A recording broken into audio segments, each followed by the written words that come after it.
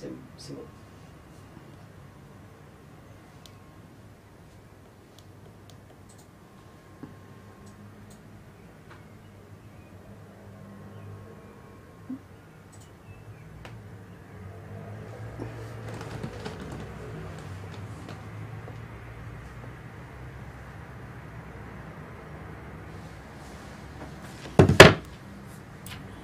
C'est bon, on y est? On peut lancer? C'est bon, on est en direct, Abdelrahman? On est direct. Ouais. On est parti alors. Bon, on va commencer par donner la date. Aujourd'hui, on est le mardi combien? 19? Mardi 19 mai, il est 19h23. أعوذ بالله من الشيطان الرجيم بسم الله الرحمن الرحيم الحمد لله رب العالمين والصلاة والسلام على سيدنا محمد وعلى آله وصحبه أجمعين والسلام عليكم ورحمة الله وبركاته. Frères et sœurs, assalamu alaikum wa rahmatullahi wa barakatuh. En espérant que tout le monde se porte bien en cette fin de journée de ce jour de ce mois de Ramadan béni. Il est 19h23 et nous sommes le mardi du calendrier grégorien. C'est ça? Alors on s'excuse, en tout cas je m'excuse pour deux choses. La première, c'est qu'on n'avait pas annoncé le live. On l'a annoncé qu'à la dernière seconde, mais c'est pas grave, les gens qui s'intéressent auront l'occasion de l'écouter plus tard. Et la deuxième des excuses, c'est le fait d'être en retard, puisqu'on l'avait annoncé à 19h15, ça, Abdelrahman, je crois. Ouais. 19h15, voilà. Donc c'était un live qui n'était pas prévu, mais bon, compte tenu que c'est un live qui ne nécessite pas de recherche, de travail, j'ai décidé de faire un live, en fait. Parce qu'en réalité, il y avait des sujets à traiter, notamment ceux de la deuxième et dernière partie du Sahih de l'imam al-Bukhari, mais je n'ai pas préparé les dossiers, et donc je ne peux pas lancer ces lives-là, alors que là, c'est des sujets qui n'ont pas besoin de recherche pour en parler. Il est 19h25, on va se donner environ une heure. Le ftour il est à 19h, 21h30. Ça veut 20h30 environ, je pense. En attendant le frère Ram, qui est sur la route. Donc on est avec le frère Ilmaz, qui nous a honorés par sa présence. Alaykoum salam wa rahmatullahi wa barakatuh. Et toujours à la régie, un Européen, ça change des... Un Européen à la régie, ça change des... Le frère Abdelrahman. Salam alaikum wa rahmatullahi wa barakatuh. Comme ça, je te redis salam, même si on était deux, on est ensemble toute l'après-midi. Bon, alors, on a quoi comme sujet à traiter? Enfin, en tout cas, à évoquer. On a une vidéo du larbin de Sion, la personne d'Ismaël Mounir, un des larbins de Sion. Nous avons une vidéo concernant... on a 3 vidéos, je crois, 3-4 vidéos à évoquer. Alors, on va commencer par quoi? On va commencer par quoi? Déjà, je voudrais féliciter Farida Belgoul pour sa dernière vidéo, qui a été diffusé dimanche, me semble-t-il, à 16h. Je me rappelle de la date parce que je ne suis pas sorti de chez moi ce jour-là. Donc je me rappelle de la date et que j'ai écouté. Et dans laquelle elle a évoqué, entre autres, et me concernant, surtout, le larbin de Sion, Ismaël Mounir. Et donc c'est une vidéo qui est remarquable. Elle est remarquable et que... je la félicite une nouvelle fois. Malheureusement, on aurait aimé que d'autres personnes agissent de la même façon, parmi nos frères et éventuellement parmi des sœurs. Mais bon. C'est une très bonne vidéo qui a mis en perspective un certain nombre de choses tout à fait intéressantes. Et qu'il faille retenir que Farida lui avait proposé un débat il y a une semaine, dans un ancien live, qui a une semaine environ. Et je crois qu'il n'a pas répondu. Il me semble qu'il n'a pas répondu. D'après les dernières informations, il n'a pas répondu à Farida. Et alors d'aujourd'hui, il n'a toujours pas répondu à sa proposition de débat. Donc Ismaël Mounir ne veut pas faire de débat avec Farida Belgoul.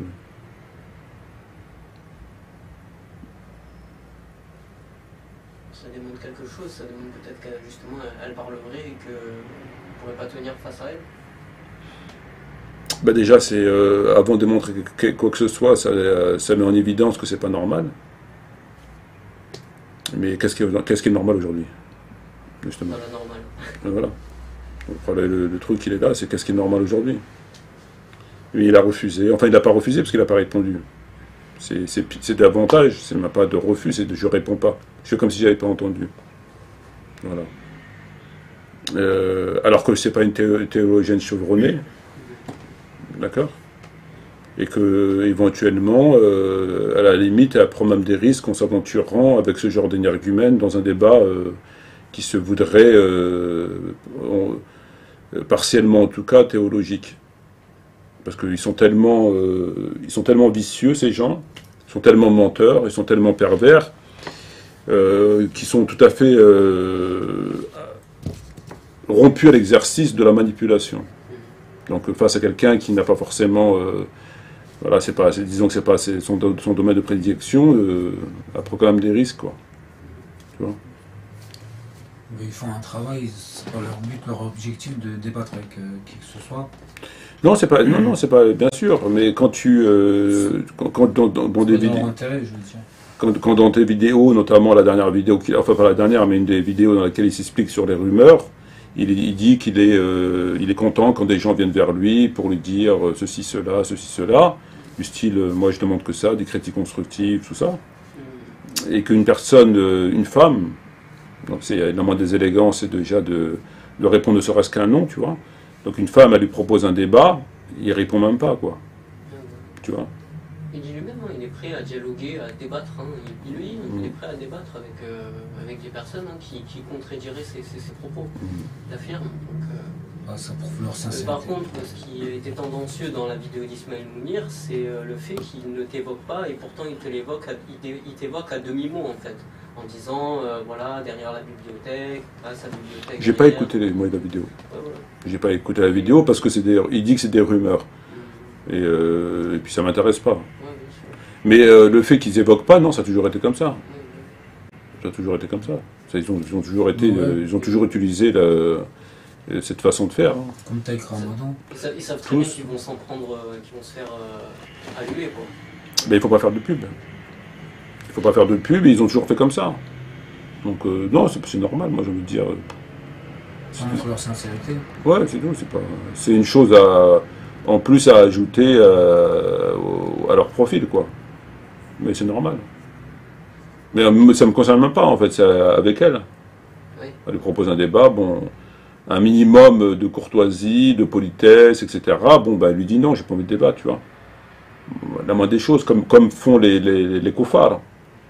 Tu vois, tu vois, pour quelqu'un qui se veut civilisé, pour quelqu'un qui se veut moderne, pour quelqu'un qui se veut, je sais pas moi, ce qu'on voudra, et bon. Mais bon, après, on va pas refaire le monde. Hein. Mais bon, il faut noter, il faut acter que celui-ci a non pas refusé les débats, mais n'a pas répondu, ne serait-ce que par la négative, à un débat proposé par Farid Abdelgoul. Voilà. Bon. Alors, on va écouter la première vidéo. On fait quoi? Tu veux mettre quoi comme première vidéo? Qu'est-ce qu'on peut mettre? On commencerait peut-être par les invocations, c'est ça que tu voulais parler, c'est ça? Des invocations. Donc, partir directement vers Rachid. Alors, ouais, fais-nous passer cette histoire d'invocation, justement. T'as combien de vidéos? J'ai 5 vidéos. T'as 5 extraits de vidéos? Ouais. 5, ouais. Ok, bah écoute, vas-y. Hein. Je mets d'affilée? Mets déjà la première, que je me remémore un peu le sujet. D'accord, ok. Pour celles et ceux qui désirent savoir qu'est-ce qu'il faut faire ou dire particulièrement pendant les 10 dernières nuits du mois du Ramadan. Très simple, le prophète alayhi salatu wassalam a répondu à l'interrogation de son épouse Aïcha radiyallahu anha wa ardaha lorsqu'elle l'a interrogé en lui demandant « Ya Rasulallah, ô messager d'Allah, si je tombe ici dans la nuit du destin, Laylatul Qadr, que dois-je faire, que dois-je dire? C'est-à-dire, si je reconnais, parce qu'il y a des signes, des critères qui nous permettent de savoir, et ce n'est pas donné à tout le monde de les voir, de savoir si on est dans la nuit du destin ou pas. Mais peu importe, toi, fais cela et applique cela les 10 dernières nuits.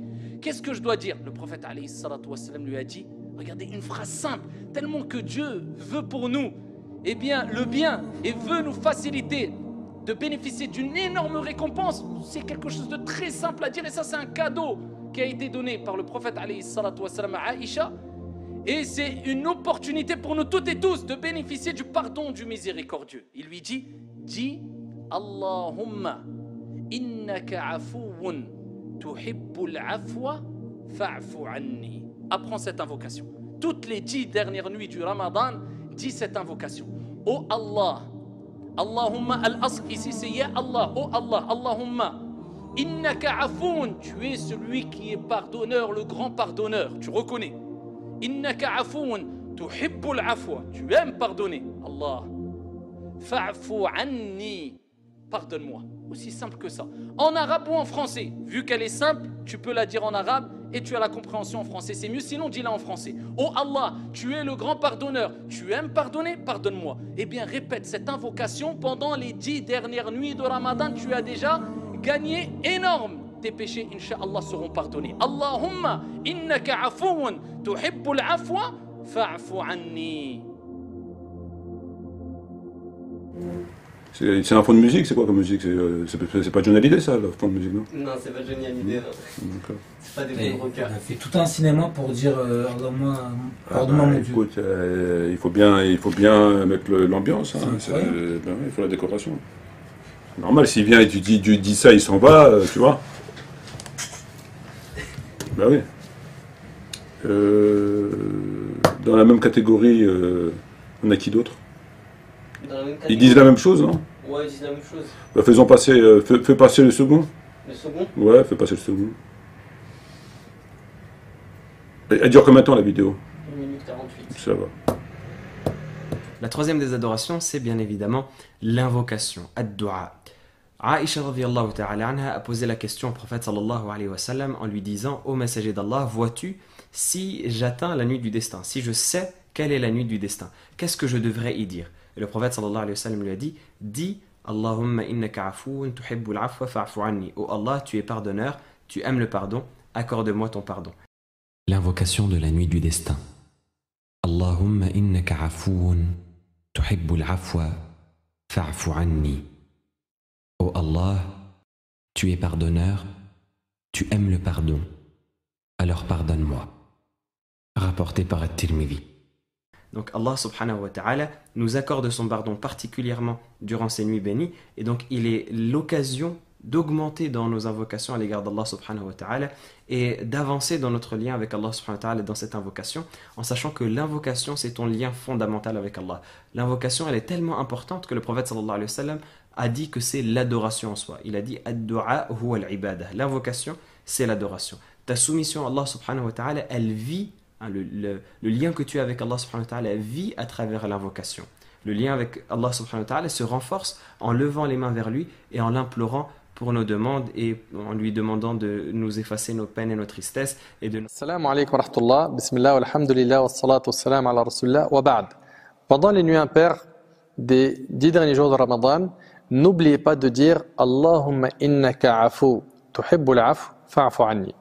C'est l'invocation que le prophète sallam a enseignée à notre mère Aïcha radhiyallahu anha, et c'est ce qui est recommandé de dire pendant la nuit du destin. Commencez par... Bismillahirrahmanirrahim, assalamu alaikum wa rahmatullahi wa barakatuh. Quelques instants pour vous rappeler que nous vivons les 10 dernières nuits du Ramadan et qu'il y a une invocation particulière qu'il est bon de prononcer. Je vais vous la donner en arabe, en français et en phonétique, Inch'Allah.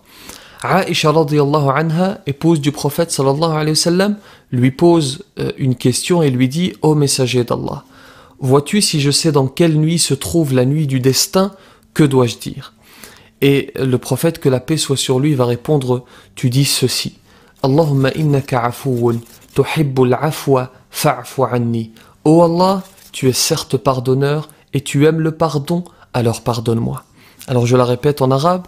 Allahumma innaka afoun tuhibbul afwa fa'fu anni. Avant de vous faire découvrir les 3 actes que j'ai sélectionnés pour vous, j'aimerais vous dire que les portes du bien sont innombrables en islam. Par exemple, le prophète nous dit que celui qui parraine un orphelin, il gagne sa place au paradis. On sait aussi qu'il y a 8 portes au paradis. Il y a la porte, par exemple, des jeûneurs. Il y a la porte de ceux qui font l'aumône. Donc, il y a énormément de moyens pour pouvoir... En fait, tu leur mettras pour... C'est pour un autre sujet, en fait. Donc, on a écouté 4 vidéos, c'est ça? 4 extraits de vidéos. Donc, alors c'est quoi? C'est l'invocation pour la nuit du destin? Ouais. D'accord. Donc ils ont tous repris cette invocation, la nuit du destin. Oui. On dirait ils vont te révéler Il y a- quelque chose il y a- d'incroyable. Il y a un consensus, quoi. Ouais, Ouais, il y a le consensus Il y a un consensus. entre les savants. Après ça, ouais. pour moi là, il n'y a pas de division. Il n'y a pas de division, non. Ça, c'est... Donc c'est l'invocation pour la nuit du destin. Ouais, c'est l'invocation durant la nuit du destin qu'il faille dire. Hmm. Et apparemment, selon Rachid Abou Hudayfa, il nous dit que c'est durant les 10 dernières nuits, fais-le au maximum. Au max de max. Et il dit ça aux gens de dire cette invocation. Ouais. Et ils l'apprennent où, cette invocation? Elle vient d'où? Apparemment, il a dit rapporté par TMD, non Non, mais comment c'est venu par quelle chaîne de transmission? Qui c'est qui l'a le premier? Ça vient d'où, en fait? Ouais, c'est. Je sais pas. C'est Aïcha. Ouais, c'est Aïcha. Alors, radiallahu anha. Elle a dit Allah anha, ouais. C'est Aïcha qui a dit qu'elle a demandé au prophète. Elle a demandé au prophète. C'est ce cas, hein? Ouais. D'accord. Donc c'est ce qu'on appelle un hadith off. C'est-à-dire Mais en fait, il y a des hadiths off. il y a des hadiths on et des hadiths off, ça. Ouais, enfin, le hadith, en général, il est on. Mais il existe des hadiths off. C'est-à-dire privé, quoi, c'est ça? Off, ouais. Ce qu'ils appellent le off. Si, c'est vrai, je te jure. J'ai pas entendu parler. Si. Il y a des hadiths. Ça, c'est un hadith off. Off, c'est fermé. Ouais, c'est en off. C'est l'info off. Ah, Parce que des infos en off, admettons un indique qui travaille avec la police, il donne des infos en off. Et ça ne figure pas sur un procès verbal. Et ça leur permet de travailler sans que ça apparaisse. C'est du off, en fait. Là, ça, c'est un hadith off. ah, c'est pour ça qu'il y a tout ça autour de ce hadith là. Non. Non, pas du tout. Ben, en fait, si tu préfères ce hadith, à qui il l'a dit, le prophète? Il y a Aïcha. Aïcha, Bon. Si ce hadith, si c'était ainsi qu'il fallait faire, il aurait dit à tout le monde. il aurait dit à tout le monde, le prophète. Ah bah oui. Ouais, tout à fait. Il n'aurait pas dû juste dire à une personne. Ben non. Si c'était le hadith qu'il fallait dire, si c'était le hadith, parce que tout le monde le reprend, et ils disent aux musulmans, comme on a peut-être pu l'entendre, on a pris quelques extraits rapidement, chacun dit aux musulmans que c'est ce qu'il faut dire, parce que Aïcha a demandé au prophète qu'est-ce que je dois dire, etc. D'accord? Bon. Si ça c'était en fait ce que devaient faire les musulmans, tous les musulmans, que ce soit les compagnons, les tabi'i, nous, et jusqu'à la fin des temps, ben, le prophète, il l'aurait dit aux musulmans. Bah oui. Pourquoi il n'a pas dit aux musulmans? Parce qu'ils lui ont pas demandé. Non, si lui, il ressentait l'envie, enfin même pas l'envie, s'il ressentait la nécessité théologique de l'enseigner, parce que le prophète, il est là pour enseigner. Son rôle, c'est de dire aux gens ce qu'ils ont besoin. Bah ouais. D'accord? Sinon, tu considères qu'il n'a pas accompli sa mission. S'il y a des choses que les gens doivent savoir et que lui, il ne l'a pas dit, c'est qu'il n'a pas fait sa mission. On est d'accord? Ouais, tout à fait. Voilà. S'il ne le dit pas, c'est ou parce que c'est pas important, ou parce qu'il se tait par miséricorde, enfin bref, il y a plein de raisons, qui fait que le prophète ne parle pas, il n'intervient pas. Il y a plein de raisons, d'accord? Là, si c'était un hadith qui doit être dit par les musulmans, parce que c'est un hadith capital, et que c'est ce qu'il faille dire comme eux ils le disent, le prophète il l'aurait dit aux musulmans. C'est-à-dire que là, ils sont en train d'usurper la fonction du prophète, et ils sont en train de faire dire au prophète ce que lui, le prophète n'a pas dit. C'est-à-dire que eux, le prophète, lui, il l'a pas dit aux musulmans. Il a dit à Aïcha, d'après ce qu'eux ils disent. On est d'accord? Ouais. Il a dit à Aïcha. Bon. Et eux, ils l'ont repris et ils en ont fait une règle théologique. C'est-à-dire qu'ils disent aux musulmans, voilà qu'est-ce qu'il faille dire. Mais ça, le prophète, il s'est abstenu de le faire. Donc ils font le travail du prophète que le prophète n'a pas fait. C'est comme les tarawih. Il complète, il réactive ce que le prophète a désactivé. Donc le prophète, il aurait désactivé les tarawih. Omar ibn Khattab, il est passé derrière lui, il les a réactivés. Donc je ne sais pas qui lui a demandé de réactiver. Si le prophète il désactive, c'est qu'il a une raison. Tu n'as pas le droit de venir réactiver parce qu'il a désactivé. Donc s'il désactive, pourquoi tu viens activer? S'il désactive, c'est l'absence, le délaissement est une sunna. Bon, donc s'il a désactivé, tu ne peux pas passer derrière lui d'activer, c'est-à-dire que tu connais mieux que lui. Lui, il décide. Ben là, en fait, le prophète ne l'a pas dit aux gens, c'est en off qu'il le dit à sa femme, et eux, ils font le boulot du travail que le prophète a mal fait. Il n'a pas fait bien son travail, comme d'habitude avec eux, il ne fait jamais bien son travail. En fait, c'est du travail d'arabe, en fait, tu vois. À les écouter, c'est le travail d'arabe d'aujourd'hui. C'est-à-dire, le travail, il n'est pas fait, il est mal fait. Et donc, comme le prophète, il a mal fait son boulot, eux, ils viennent, te disent, voilà, qu'est-ce que tu dois dire à la nuit du destin? Tu dois dire telle et telle chose. Comment tu le sais? Est-ce que le prophète te l'a dit? Non, il ne me l'a pas dit. Comment tu le sais? Il a dit à Aïcha, mais il ne t'a pas dit à toi. Si c'était une chose qu'il fallait faire, et il fait une khutbah ou un dars un jour de Ramadan, et le jour de Ramadan, il dit aux musulmans, dites comme ça. C'est la meilleure dua qu'il fallait faire, dites-le. Après, vous pouvez dire autre chose si vous voulez. Mais il n'a pas fait. Il n'a pas dit à Ali, il n'a pas dit à Abu Bakr, il n'a pas dit à Omar ibn Khattab, il n'a pas dit à Uthman ibn Affan, il a dit à personne. Il a dit à sa femme. Et donc, ils l'ont récupéré, ils font le travail que le prophète n'a pas fait. Ça se trouve, le prophète, il a dit ça exprès par rapport à son statut à elle. Ça se trouve, mais, à notre croyant, le prophète aurait dit autre chose s'il lui avait demandé. Mais au-delà il l'a dit par rapport à son statut, c'est entre elle et entre lui et sa femme. Ouais. Ça les concerne. Il l'a dit à elle. Ouais, il t'a pas dit à toi. Voilà. Donc c'est du privé en fait. Ouais, c'est du privé. Voilà. C'est du hadith off. Oui, aucun élément en fait à côté. Non. Qui viendrait... Les hadiths qui viennent du prophète, ils doivent être dits publiquement. Un enseignement doit être diffusé de façon publique, au vu au-dessus de tout le monde. Quelque chose qui est dans le domaine du privé, c'est qu'il y a un problème. Un hadith qui est dit dans le domaine du privé, c'est que le prophète ne cherche pas à le faire connaître aux gens. Sinon, il le dit aux gens. S'il juge que les gens doivent savoir, il le dit aux gens. S'il parle à toi qu'à toi, c'est entre toi et le prophète. Ce qu'il t'a dit. Quand le prophète Mohammed il parle avec sa fille Fatima, avant de mourir, il lui chuchote des choses dans l'oreille. Il a dit à elle, avant de mourir. Il n'a pas dit aux gens. Donc s'il aurait voulu que les gens entendent ce qu'il a à dire, il aurait parlé de vive voix. Mais il doit chuchoter dans l'oreille. Pourquoi il doit chuchoter dans l'oreille? Parce que c'est entre elle et lui. En fait, ces choses-là... Ça sort pas du lieu, en fait. Ça sort pas du lieu, quoi. C'est du off, c'est pas public. C'est privé, eux, ils font passer pour une exclusivité. Oui, là, en fait, ils ont fait... là, à les écouter, ils repassent derrière le travail que le prophète a mal fait. Ça veut dire que cette dua, il faut la dire, mais le prophète, il ne l'a pas dit. Donc nous, on va vous la dire. Pourquoi vous nous la dites? Parce que le prophète, il ne vous l'a pas dit. Il a été radin, le prophète. Il a été radin ou il n'a pas fait son boulot correctement. Ouais. Il a dit à qui? Il a dit à une personne, à Aïcha. Mais si c'était dans l'intérêt public, il le dit à tout le monde. Mais lui, il ne l'a pas dit. Donc nous, on va vous le dire. Donc le prophète, il est mort. Moi, je viens, je vous dis, voilà, qu'est-ce qu'il faut dire à la nuit du destin? Comment tu le sais? Est-ce que c'est le prophète qui a dit? Non, le prophète, il n'a pas dit. Qui l'a dit? C'est Aïcha. Donc j'ai fait le travail du prophète. Le prophète, il n'a pas dit aux gens. Ben moi, je vais vous le dire. Je vais vous dire ce que le prophète ne vous a pas dit. Le prophète, il vous a pas bien enseigné, le prophète. Il vous a pas dit l'invocation qu'il fallait dire. Mais moi, je vais vous la dire. Voilà, donc je fais le boulot du prophète. Alors que c'est entre lui et sa femme. C'est-à-dire, il se trouve que c'est spécifique que pour sa femme. En partant du hadith qu'eux ils citent. En partant de ce qu'eux ils disent, bien sûr. Bah oui, parce que sa femme a eu demande exprès. Voilà. Ça peut être spécifique à elle. Donc pourquoi le prophète, il l'a pas dit aux gens? Justement, il y a un enseignement là-dedans. Ben, l'enseignement, c'est déjà que tu n'as pas à faire le boulot du prophète, déjà pour commencer. Ça concerne déjà c'est que tu n'as pas à faire le boulot du prophète. Oui, il l'a mal fait, le prophète. Ben oui. Il repasse derrière. Voilà.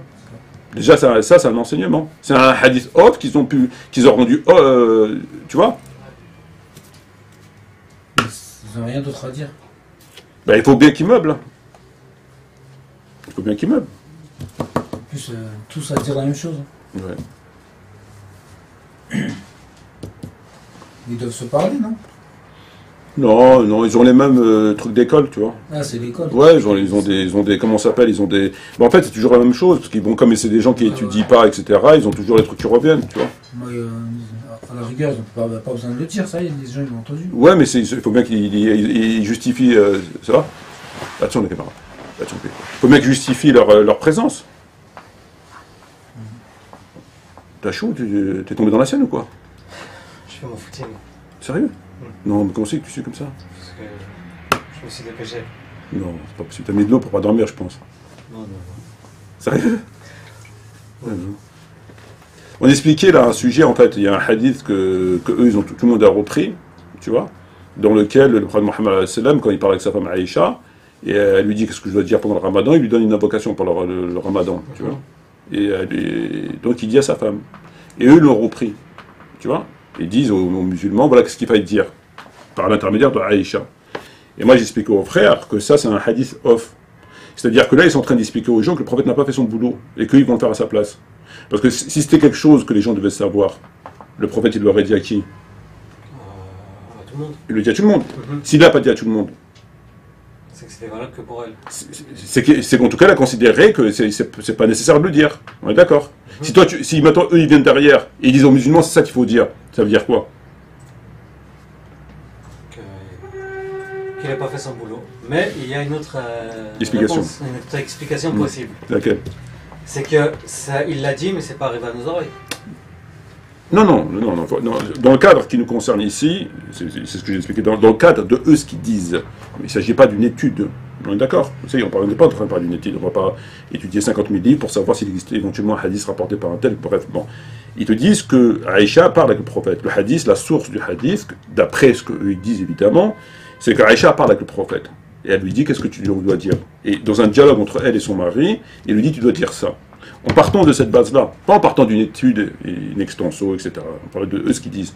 Donc il lui dit tu dois dire ça. Et de là, eux l'ont récupéré en partant de Aïcha et de ce récit-là. Ils n'ont pas d'autres récits qui peuvent exister ou qui n'existent pas. On ne sait pas. Parce qu'on n'est pas en train de faire une étude. Donc il parle de ce texte-là pour dire voilà ce qu'il fallait dire. Donc si tu pars du même principe que eux, de la même base de départ, ça veut dire que le prophète, c'est un hadith off, que le prophète n'a pas fait son travail correctement. Parce que toi, tu viens derrière le prophète, donc tu viens derrière le prophète, et tu t'adresses aux musulmans, et tu dis, voilà l'invocation qu'il faille dire. Donc c'est quelque chose qu'il faille dire. D'accord? C'est quelque chose qu'il faille dire, c'est important en quelque sorte. Il ne faut pas dire autre chose. Tu peux dire autre chose, mais il faut que tu dises ça. Bon. Et c'est de cette invocation-là. Mais lui, le prophète, en partant de leur truc à eux, il n'a pas dit aux musulmans. Donc si le prophète ne l'a pas dit aux musulmans, et qu'il l'a dit qu'à sa femme, et qu'il l'aurait dit qu'à sa femme, selon ce qu'eux ils disent, ça voudrait dire que le prophète n'a pas fait son travail correctement. Parce que si le prophète aurait jugé nécessaire que c'est cette invocation que les musulmans doivent dire, entre autres, il l'aurait dit aux gens. Il ne le dit pas qu'à sa femme. Et là, il l'aurait dit qu'à sa femme. Pas à d'autres personnes. Il l'aurait dit qu'à sa femme. D'après ce qu'eux ils disent. Entre elle et sa femme, c'est du privé. Donc si tu parles de ça, ça veut dire que le prophète, il n'a pas fait son travail. Est-ce que le hadith il aurait été tourné différemment si il l'avait dit à d'autres personnes? Si par exemple Aïcha aurait dit, il me l'a dit, mais il l'a dit à d'autres personnes. Mais c'est pas la même chose. Non, mais comment il aurait été tourné? Est-ce qu'il aurait été tourné différemment? Bien sûr. Évidemment. Évidemment, t'aurais ça n'a rien à voir. Si le prophète enseigne ça aux gens, le prophète, il est là pour enseigner, pour apprendre aux gens leur religion. C'est le prophète, c'est un professeur, c'est quelqu'un qui éduque, c'est quelqu'un qui enseigne la science aux gens. Bon. Quand il dit une chose, c'est qu'il estime que les gens doivent la savoir. Quand il la tait, c'est qu'il estime qu'ils ne doivent pas la savoir ou que c'est pas important. D'accord? Et donc, c'est une information qui vient d'un cercle privé, d'un off, ne peut pas être reprise par des imams et la diffuser de façon au grand public. Parce que si tu fais cette démarche-là, ça sous-entend que le prophète n'a pas fait son travail. Parce qu'il n'a pas dit. A contrario, si tu as des textes qui accompagnent ce texte-là, où le prophète l'aurait dit à des compagnons dans un nombre restreint, un jour du ramadan, il a dit ça, là, la question ne se pose pas. Il a dit. Donc il n'a pas besoin de le dire non plus à tous les musulmans de la péninsule arabique. Il a dit un jour dans la mosquée, il y avait des compagnons, il a dit telle chose. Et les compagnons, ils se passent le mot. Là, il se prononce publiquement, le prophète. Public, ça veut dire en dehors du cercle privé.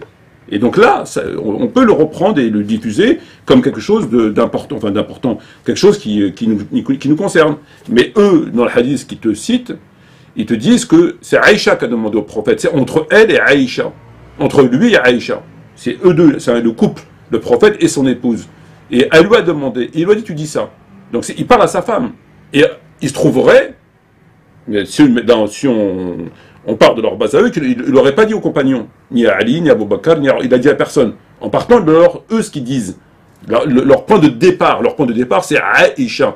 C'est pas il a dit à des compagnons, ou la formulation, c'est pas la même. Aïcha demande au prophète, qu'est-ce que je dois dire? Donc, de cette base-là, ils ne peuvent pas le diffuser. C'est du privé. Et si tu le diffuses en partant de cette base-là, comme eux le font, c'est-à-dire, voilà, il faut dire que c'est une invocation, ça veut dire que tu sous-entends, comme pour les tarawih, que le prophète a mal fait son travail. C'est-à-dire que tu réactives une chose que le prophète avait désactivée, comme pour le tarawih. Il désactive, et toi tu passes derrière, tu réactives, et tu l'imposes aux gens. Ça veut dire que le prophète, il ne fait pas bien son boulot. Parce qu'il désactive. Toi, tu viens derrière, tu dis non, mais pourquoi il a désactivé? Tu rappuies sur le bouton. Tu dis non, il faut activer. Et en plus, tu reprends cette chose et tu la mets dans le domaine pour les musulmans. Alors que lui, il ne l'a pas fait. C'est exactement la même chose. Tu ne peux pas te permettre. Parce que là, quand ils font ça, est-ce que le prophète, il l'a fait? Si on reste dans eux ce qu'ils disent, au niveau de Aïcha, est-ce que le prophète, il l'a fait? Non. Bon, si le prophète, il ne l'a pas fait, c'est pourquoi? C'est qu'il a jugé que ce n'était pas nécessaire. On est d'accord, qu'il a jugé que ce n'est pas nécessaire, qu'il y avait autre chose à faire. Bref, peu importe la raison. En tout cas, il ne l'a pas dit. S'il ne l'a pas dit, toi, en tant qu'imam qui est censé suivre le prophète, tu ne peux pas, toi, venir et te substituer au prophète et lui dire, attendez, voilà ce qu'il faille faire. Ça veut dire que, bon, il l'a pas fait, lui. Lui, il l'a pas fait, mais moi, je vais le faire. Voilà. Ça veut dire ça. Ouais, c'était privé, lui il vient le rendre public. C'est entre elle et sa femme, entre lui et sa femme. C'est entre lui, d'après ce qu'ils disent, il a dit ça à Aïcha. Donc c'est pas, tu peux pas te soustraire, tu peux pas. Après, au-delà du coup de ce qu'eux ils disent, ils sont... par rapport aux hadiths qu'ils disent, c'est quand même incroyable quoi, enfin, de sortir ce genre de hadiths alors que... Enfin, vu la situation dans laquelle ils sont... Mais ça, c'est d'autant plus important. Et ça, c'est là où ça devient intéressant. C'est que chaque personne commet des péchés différemment. Toi, les péchés que tu as commis, c'est pas les miens. Moi, les miens, c'est pas du frère, c'est pas de Rahman. D'accord? Donc, il a même de la personne de savoir ce qu'elle va demander à Dieu. On a tous nos problèmes, on a tous nos péchés, bref. Donc, chaque personne, elle sait ce qu'elle a besoin. D'accord? Il n'y a pas besoin de préciser que Dieu est pardonneur, pardonne-moi. Je veux dire, tu demandes, tu fais des invocations, tu sais ce que tu as besoin. Donc, chacun a des invocations spécifiques, a des demandes spécifiques, il n'y a pas de demande générale. Il n'y a pas de demande générale. Toi, tu veux demander le pardon à Dieu pour tes péchés. Mais l'autre, il va demander pardon pour ses péchés. Vous faites la même invocation. Comme eux, il veut faire une invocation pour tout le monde, la même. Elle est valable pour tout le monde. Mais toi, les péchés que tu as fait, et le pardon que tu vas demander, et lui, les péchés qu'il a fait, et le pardon qu'il avait demandé, c'est pas le même. Surtout si lui, il est multirécidiviste. Et toi, tu n'es peut-être pas multirécidiviste. Donc, en fonction du profil, l'invocation diffère des personnes. Ça dépend ce que tu demandes, ça dépend qui tu es, ça dépend si il y a pas mal de choses. Eux, par exemple, je veux dire, Aïcha n'a pas de sang sur les mains. Enfin, en tout cas, à cette période-là, elle n'avait pas fait la bataille du chameau. Bon, quand tu as des gens comme ça, qui ont du sang sur les mains, et qui font les péchés, les plus grands péchés, je veux dire, faut demander autre chose quand même. Tu as autre chose fais des invocations spécifiques à ton profil. Ces gens-là, ces invocations, elle est valable pour Aïcha, on va dire. Elle est laïque, quoi. Elle est pas... Mais eux, c'est pas valable pour eux, pour les péchés qu'ils font. Mais tu as vu les péchés qu'ils font, hein. C'est des laïcs, ils aident les koufars à tuer des musulmans, ils cachent une partie du livre de Dieu, etc., etc., etc. Donc eux, ils devraient demander autre chose. C'est-à-dire que eux, pour que Dieu te pardonne un péché, il faut que tu demandes le pardon pour ton péché. Et pour demander le pardon de ton péché, il faut savoir quel péché tu as fait. C'est logique ou pas? Oui. Bon, donc, pour demander un pardon à Allah de ton péché, pour que Dieu te pardonne ton péché, il faut que tu demandes pardon. Pour que tu demandes pardon, il faut que tu saches quel péché tu as fait. Bon. Ils disent même pas aux musulmans quel péché. Les musulmans ne savent même pas quel péché ils font. Est-ce qu'ils savent que ne pas donner la zakat, c'est un péché? Non. Ils savent pas. Non. Est-ce qu'ils savent tous les péchés qu'ils font tous les jours, sur lesquels ils ne demandent jamais pardon? Ils sont pas conscients. Jamais. Ils sont même pas conscients. C'est-à-dire qu'ils ne demandent même pas pour les péchés qu'ils font.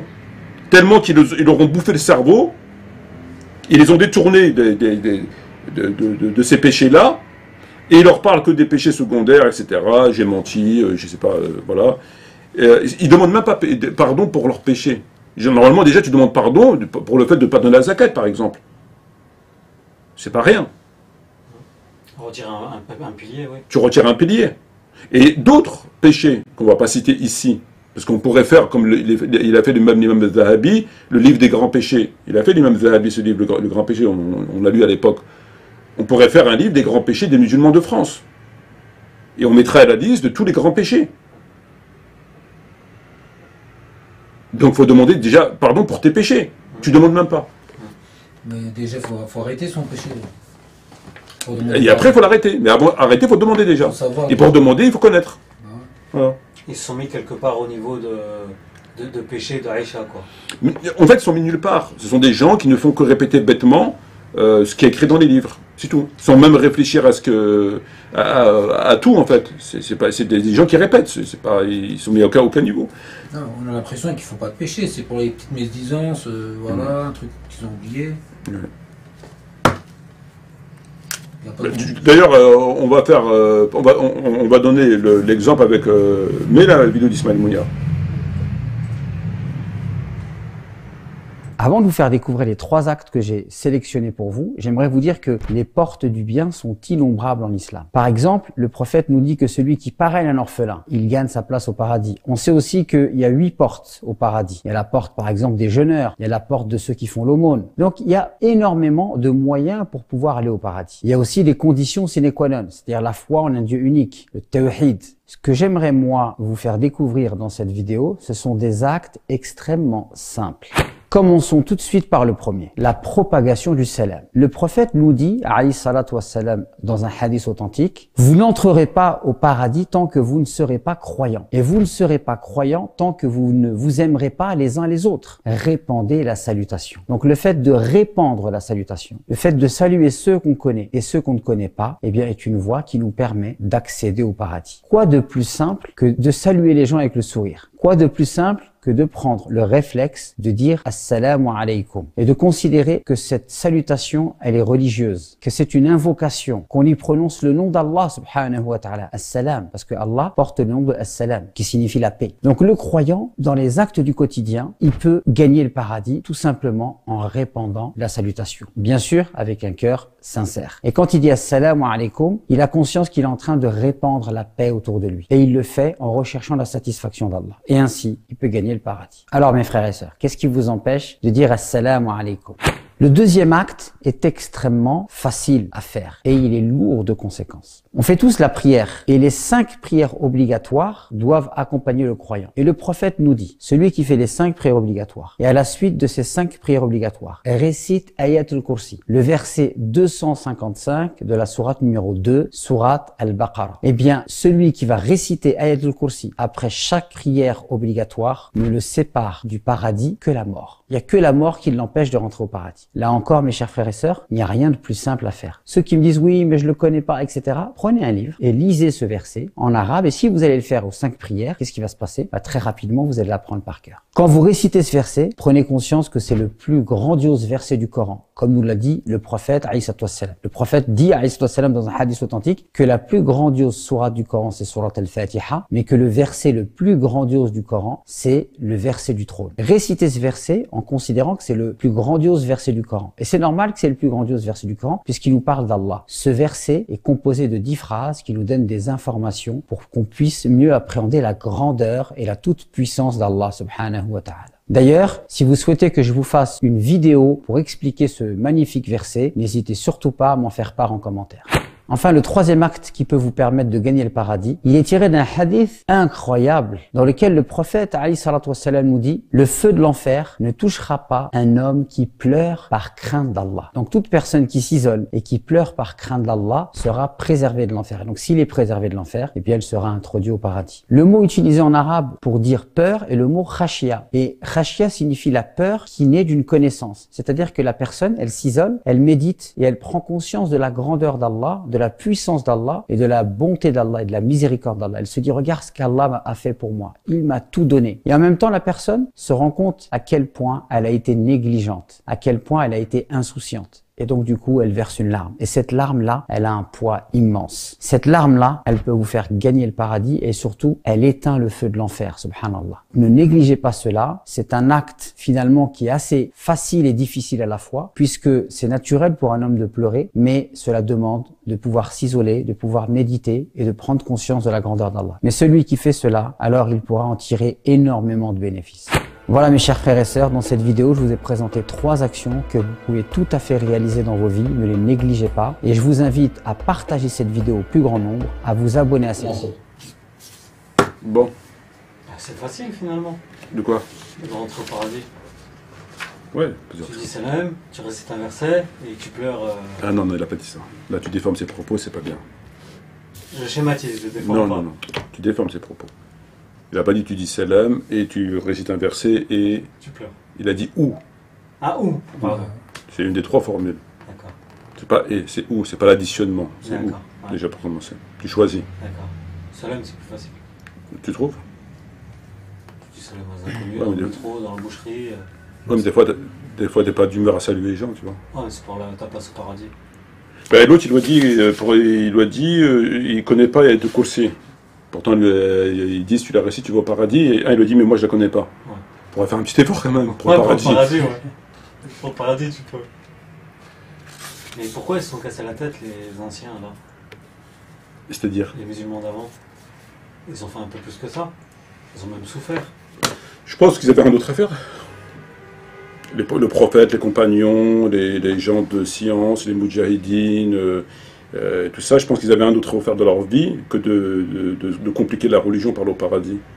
Et qu'aujourd'hui, les gens, ils sont beaucoup plus, je sais pas quoi, donc ils n'ont pas besoin de se casser la tête, ils ont pas trop le temps. Tu vois. En même temps, Avant, ils n'avaient pas des factures internet à payer, tu vois. Ils n'ont pas le temps, ils ont un crédit, etc. Et voilà. C'est pour ça, en fait, je pense, moi. D'accord. Ouais. Parce qu'en fait, il a dit qu'il y avait 3 possibilités pour entrer au paradis, de dire bonjour aux gens. On peut dire bonjour, hein, c'est pareil, salam aujourd'hui, comme on dit, la Oumma de YouTube. Donc s'il y a une Oumma de YouTube, pourquoi on se casse la tête de dire salam, bonjour? Non, parce qu'il a dit qu'il faut répandre la paix. Voilà, donc c'est ça. Donc, ouais, donc ouais, il faut dire quand même. bonjour. Faut dire salam. Très important. Juridiquement, ce que tu dis, c'est vrai que ça peut être la Cour de cassation un peu annulée pour vice de forme, et, effectivement. Donc répondre la paix. Ouais. Répondre ou répondre? Répandre. C'est pas répondre. Non, répandre. Répondre la paix. Ou alors, tu lis Ayat al-Kursi. Si tu la connais pas, essaie de l'apprendre quand même, parce qu'il y a quand même paradis, quand même, tu vois. Bon. Ou alors, tu pleures. Tu te forces à Par peur de. Non, je crois pas. Tu t'isoles. Tu t'isoles pour pleurer. Il dit le feu de l'enfer ne touchera pas celui qui pleure par peur d'Allah. Ouais, par crainte. Par Par crainte crainte. d'Allah. Né de la connaissance. Né de la Ouais. connaissance. Ouais. Voilà. Ah, c'est pas donné à lui. Ça. Hein? Ça doit pas être donné pour lui. Ça. Bon, la troisième, elle est un peu dure quand même. La troisième, faut de l'exercice, on va dire. Ah, il y en avait un qui réussissait très bien sur YouTube. Ben, justement, on les a sous le coude, là. J'allais les oublier en plus. Bah voilà. Et ben voilà. Je ne sais pas ce que vous en pensez de cette formule qui vous coûte le paradis. C'est le prix d'une baguette, en fait, le paradis, si je comprends bien. Ça prédit le courant de A à Z. Je pense qu'il y avait Omar Garnou, il aurait dit au prophète, je peux lui trancher la tête. Tu crois? Je suis sûr. Ouais, mais si tu dis à chaque fois Omar, ils vont dire, ouais, t'as quelque chose contre Omar. Il y a un autre, il n'y a pas que Omar. Non, Khalid, non, son épée, elle est usée. Il peut plus. Je vais laisser se reposer, quand même. Non, elle dit, je sais pas, moi, elle dit... N'importe lequel. Je pense même à Ratman. Othman? Non, Othman est gentil. Ouais, mais même lui, je pense. Tu crois? Ouais. Non, Ali, il est trop noble pour ça. Ali, il est trop noble pour ça, on va pas le mettre dans ses histoires. Omar, ils vont dire qu'à chaque fois, ils critiquent Omar, donc non. Othman, il est gentil quand même, on va pas le mettre dans des histoires, des affaires criminelles, même s'il a été victime d'un crime odieux. Et il reste qui? Abou Bakr, c'est un homme sage, un homme, il faut le laisser se reposer, tu vois. On va prendre, tiens, Bilal. Bilal, lui, est pacifique, tranquille, demande rien à personne. Dès que le prophète il est mort, il est parti, puis fait la donne. Parti, on ne sait pas pourquoi il est parti. Bon. Bilal, radiallahu anhu, le premier muadhin de l'islam. C'est vrai que lui, en fait, il a été torturé, lui. Bilal. Bilal a été torturé. Il a été torturé, c'est ouais. Jusqu'à ce qu'il soit affranchi par Abu Bakr. C'est ça. Hein. C'est pas le premier homme qui a été torturé. C'est par celui ça qui a été vachement torturé, etc. ouais, par. Ouais. C'est lui. Mais en fait, compte, il n'y avait pas eu de coursier, ça, ouais, c'était pas révélé encore. Ah, il y a peut-être pas le procès. Ah ouais, c'est ça, je trouve que c'est très intéressant ça. Il y a le Salam, il y a le Salam ou pas? Non, ça vient venu après en fait. Ah, c'est venu après. Ouais, c'est venu après. Donc Ouais. avant, il souffrait. Ouais, parce que lui, quand il était torturé, il disait Ahad, Ahad. Et donc, du coup, il n'avait pas encore la révélation de. Enfin, Ismaël Mounir n'était pas là, on peut dire ça, on peut faire court. Hein. Donc, il n'y avait pas encore Ismaël Mounir pour dire à Bilal que arrête de souffrir pour rien. Ouais. Parce que de toute façon, tu dis bonjour, ils vont enlever la pierre sur toi, dis leur bonjour, quoi. Dis leur bonjour, ou tu vois. La sunna d'Ismaël. Ben ouais, c'est vrai, il a souffert pour rien. Tous ces gens qui ont souffert dans ces batailles et tout pour rien. Mais parce que c'était pas révélé. C'était c'est des conditions qui n'étaient pas révélées à l'époque. C'est venu après, le salam, tout ça, l'Aït Kursi, la Sourate al-Baqarah, et tout ça, c'est venu après. Donc 23 années de révélation, un Coran de 600 pages. 600 pages, ça dépend quelle maison d'édition. Ouais. Pour finalement. Mais ils ne savent pas déjà les gens, le salam. Oui, mais là, il y a une façon, c'est-à-dire qu'il faut le faire vraiment de façon constante, en fait. Tu vois, propager la paix. Il faut propager la paix. Ouais, on peut oublier. Non, c'est pas ça, c'est pas ça, c'est qu'il faut le faire, en fait, si tu préfères, il faut le faire de façon constante, il se peut que tu négliges. C'est-à-dire, il faut le faire avec zèle. Il faut le faire avec zèle. Ou alors, tu lis Ayat al-Kursi. Et d'ailleurs, il propose, il a dit, si vous ne la connaissez pas, il peut faire expliquer le verset. Parce qu'il n'a pas été encore expliqué le verset, tu vois. C'est assez de pouces, je crois. Il n'y a pas assez de tafassir pour que lui, il explique le verset, tu vois. Et si pour qu'il explique le verset de Kursi, comme il expliquait frapper les femmes, que ça peut arriver, alors là, on est mal barré. Tu vois. Et c'est d'ailleurs pour ça qu'il se permet de mentir sur le Coran. Ah ben ouais, tu vois. Tu vois, avec la science, avec le recul, tu vois. Les mecs, ils ont un certain niveau, tu peux pas, tu vois. Quand le mec, il ment ouvertement sur le verset, ben lui, il sait pourquoi il ment. Parce qu'il sait très bien que de toute façon, il va aller après rester à Ayat al-Kursi, et le paradis, il est garanti. Ah bah oui. Parce que le paradis, t'es garanti dans ces trois cas-là. Donc quoi que tu fasses à côté, le prophète a dit, il a dit ou il ne l'a pas dit le prophète? Il a dit. Il a dit ou il l'a pas dit? Bon, on l'a pas entendu, mais il l'a dit. Parce que ça revient à dire, moi j'ai rien dit, qu'est-ce que tu racontes? Tu vois? Bon, mais il a dit. On dit qu'il a dit. Bon. Tu jurais, tu mettrais dans ma coupée qu'il l'a dit? Oui, il l'a dit. Il l'a dit. Bon, il a dit que celui qui dit ça. Donc s'il a dit, c'est qu'il a dit. Donc quoi que tu aies fait. Quoi que tu aies fait. Il a dit ou il l'a pas dit? Il a dit. Et ben voilà. Il n'y a pas de condition, quoi. Il n'y a pas de. Compliqué, hein. Il l'a dit ou il l'a pas dit? Il l'a dit. Et lui, il l'a dit ou il l'a pas dit? Il l'a dit aussi. Donc ils l'ont dit. Ils l'ont dit. Donc voilà. Donc quoi que tu aies fait, à partir du moment où tu l'as dit, le prophète il a dit tu vas au paradis. Tu choisis la porte. Il y a 8 portes. Donc finalement, c'est plus facile que la chrétienté où tu es obligé de te confesser tous les dimanches. Ouais, mais comparaison n'est pas raison. Ils mangent pas de poisson, truc, nous on mange du poisson quand même, tu vois. Donc c'est pas le même. Il y a des trucs qui changent, tu vois, des modules. Pas pareil. On a un ex-chrétien derrière nous, il pourrait nous en parler après toi. Bah écoute, vaut mieux en rire, hein. Il l'a dit ou il l'a pas dit? Il l'a dit. Mais d'ailleurs, je trouve même un petit peu extrémiste sur les bords. Ouais, tout le coup, c'est pas donné à tout le monde. Non, c'est même pas ça. Je trouve que le fait en fait, t'as ceux qui ont fait Badr, où t'as Bilal qui a souffert, et tous ceux qui ont souffert, et ils ont laissé des veuves, des orphelins, bon voilà. Ceux-là, bon, ils ont fait vraisemblablement tout ça pour rien. Mais, en même temps, est-ce qu'ils avaient autre chose à faire? Dans le désert. Dans le désert, il n'y a pas de cinéma. Il fait chaud. Pas internet, il n'y a pas YouTube. Il n'y a pas internet, ils n'avaient pas YouTube. Mais c'était connu pour la guerre, non? Bon, ils aimaient bien faire du sport. Il n'y avait pas de salle de sport. Qu'est-ce qu'on fait? On se bat. On se pouille.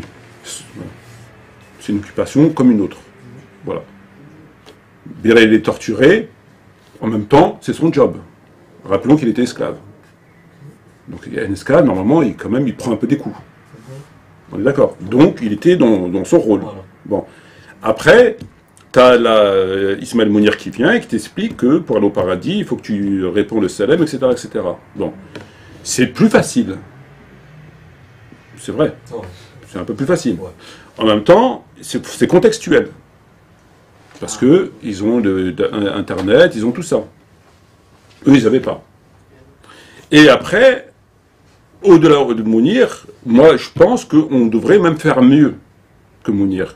C'est-à-dire qu'on devrait promettre aux gens le paradis, non pas avec répondre de Saleb, moi je propose mieux. Non pas avec Ayatul Kursi, non pas aller chialer dans un coin, ou faire exprès de chialer, je propose mieux. Je propose, quand tu prends des hadiths qui figurent dans le Bukhari, Muslim, ou dans ce livre-là, Majmou' al-Zawaïd, on va prendre un, il y en a tellement, on en fera une étude là-dessus, Inch'Allah. On va prendre un hadith, alors, قال رسول الله عليه الصلاة والسلام إنه من شهد إن لا إله إلا الله حرم الله على النار ووجب له الجنة. من شهد, celui qui atteste لا إله إلا الله, il n'y a même pas Muhammad Rasulullah عليه الصلاة والسلام, لا إله إلا الله, pas de Muhammad Rasulullah. حرم الله على النار ووجب له الجنة.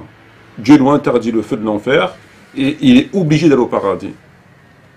Donc là, il n'y a pas besoin d'être kursi, il n'y a pas besoin de faire pleurer, il n'y a pas besoin de rien. Tu peux même couper la shahada en deux en disant juste la ilaha illallah. Il n'y a pas de...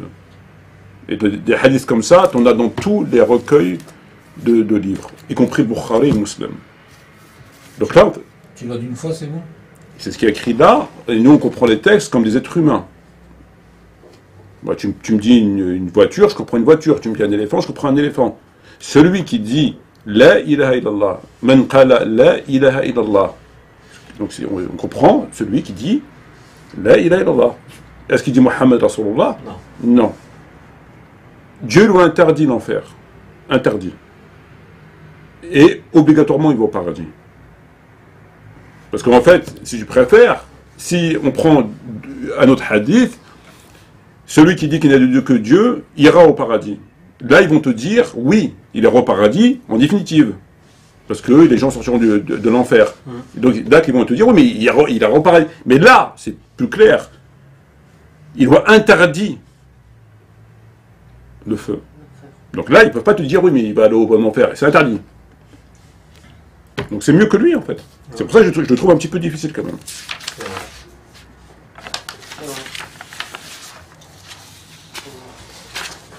Il n'est pas contre le hadith.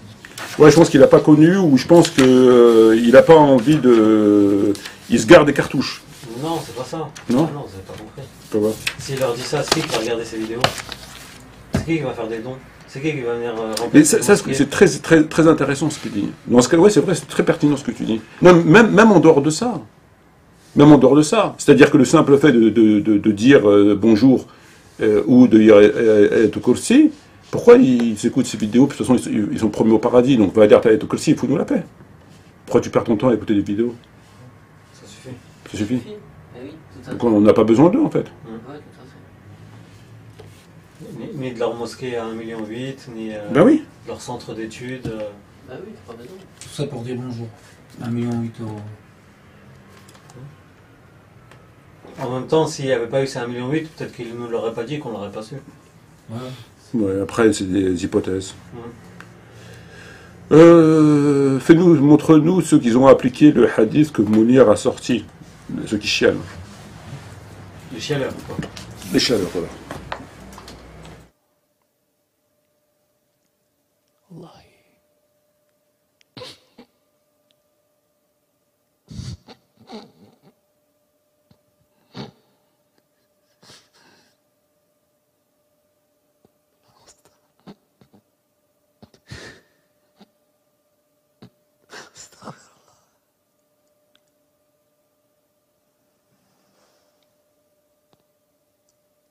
اللهم اغفر لنا ذنوبنا والله.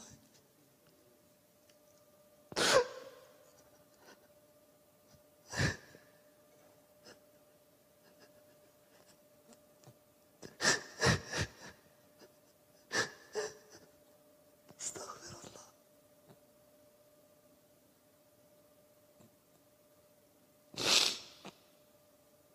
استغفر الله والله.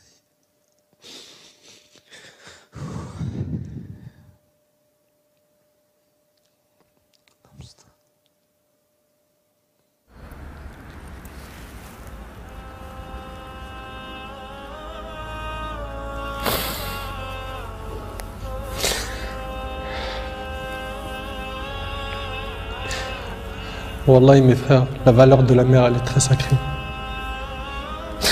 Faut pas la mettre en colère. Cette histoire d'amour entre cette épouse et sa belle-mère est magnifique. J'espère que nos frères et sœurs vont tirer des leçons de ce genre d'histoire d'amour entre les épouses et les belles-mères et d'essayer de reproduire ce qui s'est reproduit dans cette histoire. C'est qu'après le décès de la mère qu'on connaît sa valeur. Votre mère, si elle a envie, profitez, embrassez-lui ses pieds.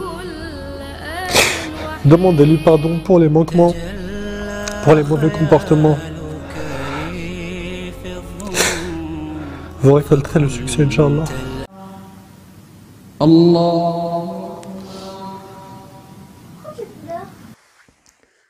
Pardon, enregistré. Donc voilà, c'était la fin de la vidéo. أشهدكم وسألقى الله بيني وبينكم أحبكم في الله رزقني الله حب الإسلام والمسلمين فمن ينزع ذلك من قلبي من ينزع إن أعطاني الله حبكم والحرص عليكم وعلى مصالحي ومصالحكم ومصالح الأجيال القادمة الحب يولد الحساد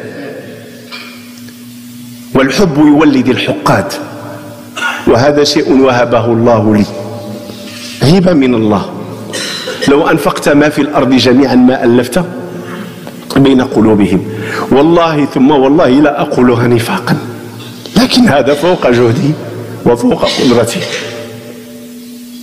أحببت هذا الدين وأحببت المسلمين وجعلت أمري في خدمتكم فهل ألام على ذلك؟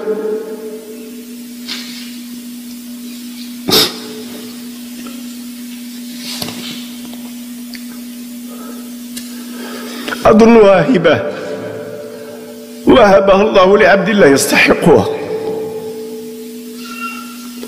وهبها لي الله لشيء يعلمه في نفسي ولا أعلمه والله ليس من السهل أن تحب الناس ليس من السهل أن تحب الناس ويحبك الناس فإن كان هناك من تكلم ولكن شهد لله فالكثير من الناس شهدوا لي بالخير ويكفيني هذا وساما عند الله. C'est tout. Il n'y avait pas une seule d'Eric aussi? Comment? Eric, je sais pas, une seule d'Eric, je crois. Celle d'Eric? Ouais, je crois qu'il y en a une autre aussi. Il y avait une dernière, je crois. J'ai mis celle d'Eric. Tu l'as mis? Non, on l'a pas vu. Ah, c'était lui? Ah, il va le son là. Ah, c'était lui, d'accord. Ah, ouais, d'accord. Tu veux qu'on en remette? Ah, elle dure combien de temps? Une minute. Bah, mets-la, s'il te plaît.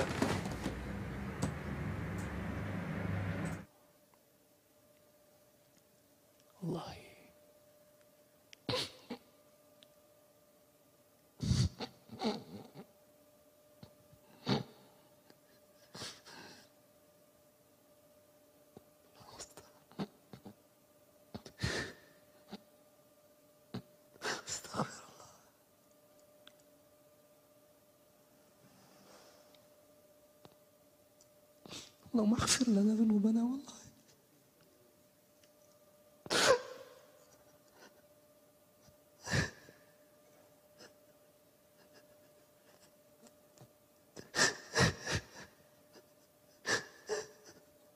استغفر الله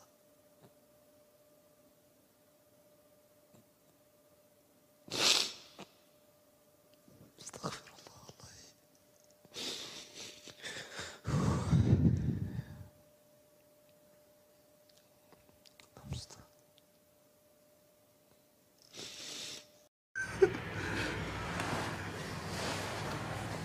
Ouais. Ah, en tout cas, les Français, ils sont bons. Ils sont bons? Ah, ils sont bons, les Français. Ah, vous êtes mauvaise langue, les gars. Mais en même temps, c'est vrai qu'on passe à les Russes quand même. C'est vrai que c'est pas avec ça qu'ils vont les arrêter. Mais est-ce que c'était pourquoi ils ont coupé les allocs? Non, oh, ouais, oh. Je demande. Non, c'est pas bien. Je demande. Non, c'est. Non, non. C'est le ramadan, c'est la piété. C'est la piété. Bah oui. La piété. Ouais. Mais il ne peut pas pleurer chez lui. Mais eux, ils se Ben l'un n'empêche pas l'autre. Hein? Eux, ils ont le droit de tout mentir sur Allah. Mais mélangez tout. C'est dans son âme, pleurer devant les gens. Ben, ça peut arriver. Hein. Tu sais, t'as l'émotion qui vient au moment où tu discutes sur un sujet émouvant. Le prophète n'a jamais pleuré, je crois. Non, ouais, mais bon, là c'est hors saison, tu vois. Ouais, c'est hors saison, là. Est-ce qu'on a les chiffres de dons en plus, 47% pour Nader, 38% pour Eric, 22% pour Katabi, ça a augmenté les chiffres des dons en fait. C'est quoi le Corona C'est quoi Non, Ramadan, quand il chiale. Ah, quand il chiale. Ah ouais. Wow. Ouais, ça augmente considérablement les chiffres des dons. Ah ouais, ça mérite, ça vaut le coup. Ouais. Tu sais, je vais te dire un truc, ce qu'on fait c'est un péché. Tu sais pourquoi? Parce qu'on ne sait pas en vérité s'ils sont sincères quand ils pleurent ou pas. Tu vois? Bah, on a des indications quand même. C'est-à-dire? Est-ce que quelqu'un qui ment sur Dieu et son prophète à longueur de journée peut être sincère? Mais peut-être qu'il ne sait pas qu'il ment. Peut-être pour lui il ment pas. Peut-être pour lui, c'est toi qui ment. Ou moi, de préférence. Ouais, surtout toi. Ou surtout moi. Mais on ne peut pas discerner cette chose si la personne elle est en ostentation ou pas. La discerner? Hum? J'ai pas compris. Nous, on n'est pas capable de discerner si une personne, son acte il est ostentatoire. Mais écoute, regarde, tu prends la vidéo de... Tu prends les vidéos qu'on a écoutées là, d'accord? Notamment celle des doués d'intelligence, dans laquelle il y a une petite fille qui lui dit « Pourquoi tu pleures ?» D'accord? Bon. Et qu'on me corrige si je me trompe. Qu'on me corrige si je me trompe. Ce sont des vidéos, ce ne sont pas des lives. Donc c'est la différence entre le différé et le direct. Le direct, tu ne peux pas contrôler. Et le différé, ils font toujours des coupages à la télévision. Ils font des montages pour le différé. On est d'accord. Bon. Donc ce ne sont pas des lives. Bon.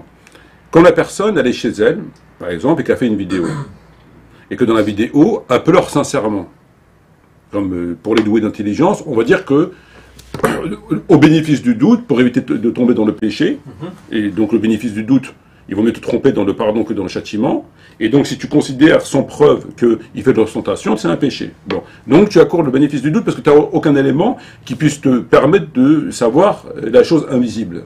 Très bien. Sauf que la vidéo, elle est tournée en privé. En l'occurrence, à son domicile, probablement. Et que ce n'est pas un live.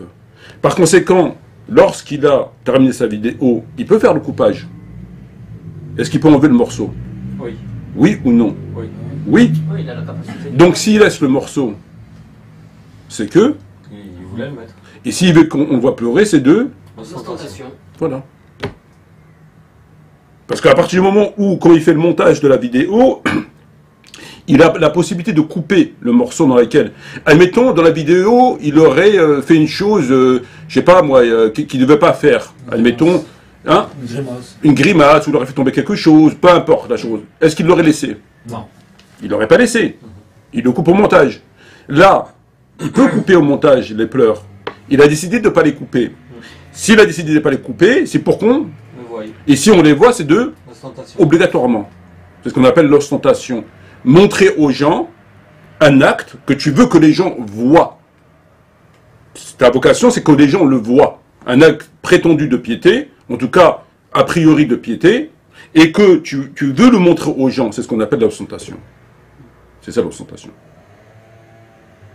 Voilà. C'est comme le fait d'aller fréquenter les mosquées et faire des prières surrogatoires. C'est interdit parce que c'est ostentatoire. Tu veux que les gens tâchent chez toi, tu pries chez toi.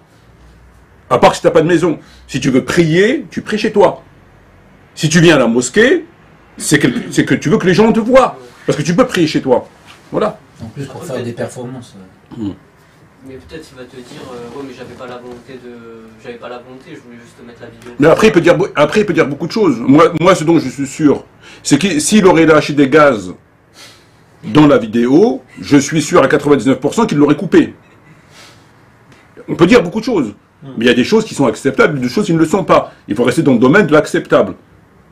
Donc, quand tu fais une vidéo, et que dans la vidéo, tu pleures, dans le montage, tu l'enlèves. Est-ce que c'est forcément de l'ostentation? Ah oui. À partir du moment où tu montres aux gens une chose de piété, c'est que dans l'ostentation, c'est interdit. Toi, quand tu as pleuré, ça peut être sincère. On ne sait pas. Il n'y a que Allah qui sait toi-même. Donc ton acte, il peut être sincère. Mais à partir du moment où tu veux le montrer aux gens, ton acte, à la base, il n'est pas ostentatoire. Quand tu pleures, on va dire qu'il n'est pas ostentatoire. C'est vrai, tu as pleuré sincèrement. Là, jusqu'à là, tout va bien. À partir du moment où tu veux que les gens le voient, ça devient une ostentation. Parce que tu veux que les gens le voient. Pourquoi tu veux que les gens le voient? Si tu veux pas que les gens le voient, tu le coupes au montage. Tu montes ta vidéo, tu coupes le morceau, et puis voilà. C'est tout. Où le problème? Toi, tu coupes pas, tu le laisses. Pourquoi tu le laisses? En quoi c'est important dans la vidéo qu'on doit pleurer? En quoi c'est important? En plus, il parle même pas. En quoi c'est important qu'on doit pleurer? Si tu laisses, c'est que tu veux qu'on voit. Pourquoi tu veux qu'on le voit? Ça apporte quoi comme valeur ajoutée à ta vidéo? Sinon l'ostentation et des dons. L'augmentation des dons. Donc tous ces gens qui pleurent, ils sont tous filmés en différé. Normalement, s'ils respecteraient même pas la sunna, c'est-à-dire le comportement d'un homme honnête, qu'il soit musulman ou pas, c'est une question d'être honnête, ben il coupe. Avant de la mettre sur YouTube, il la coupe, c'est tout. Tu coupes au montage, le truc là, c'est tout.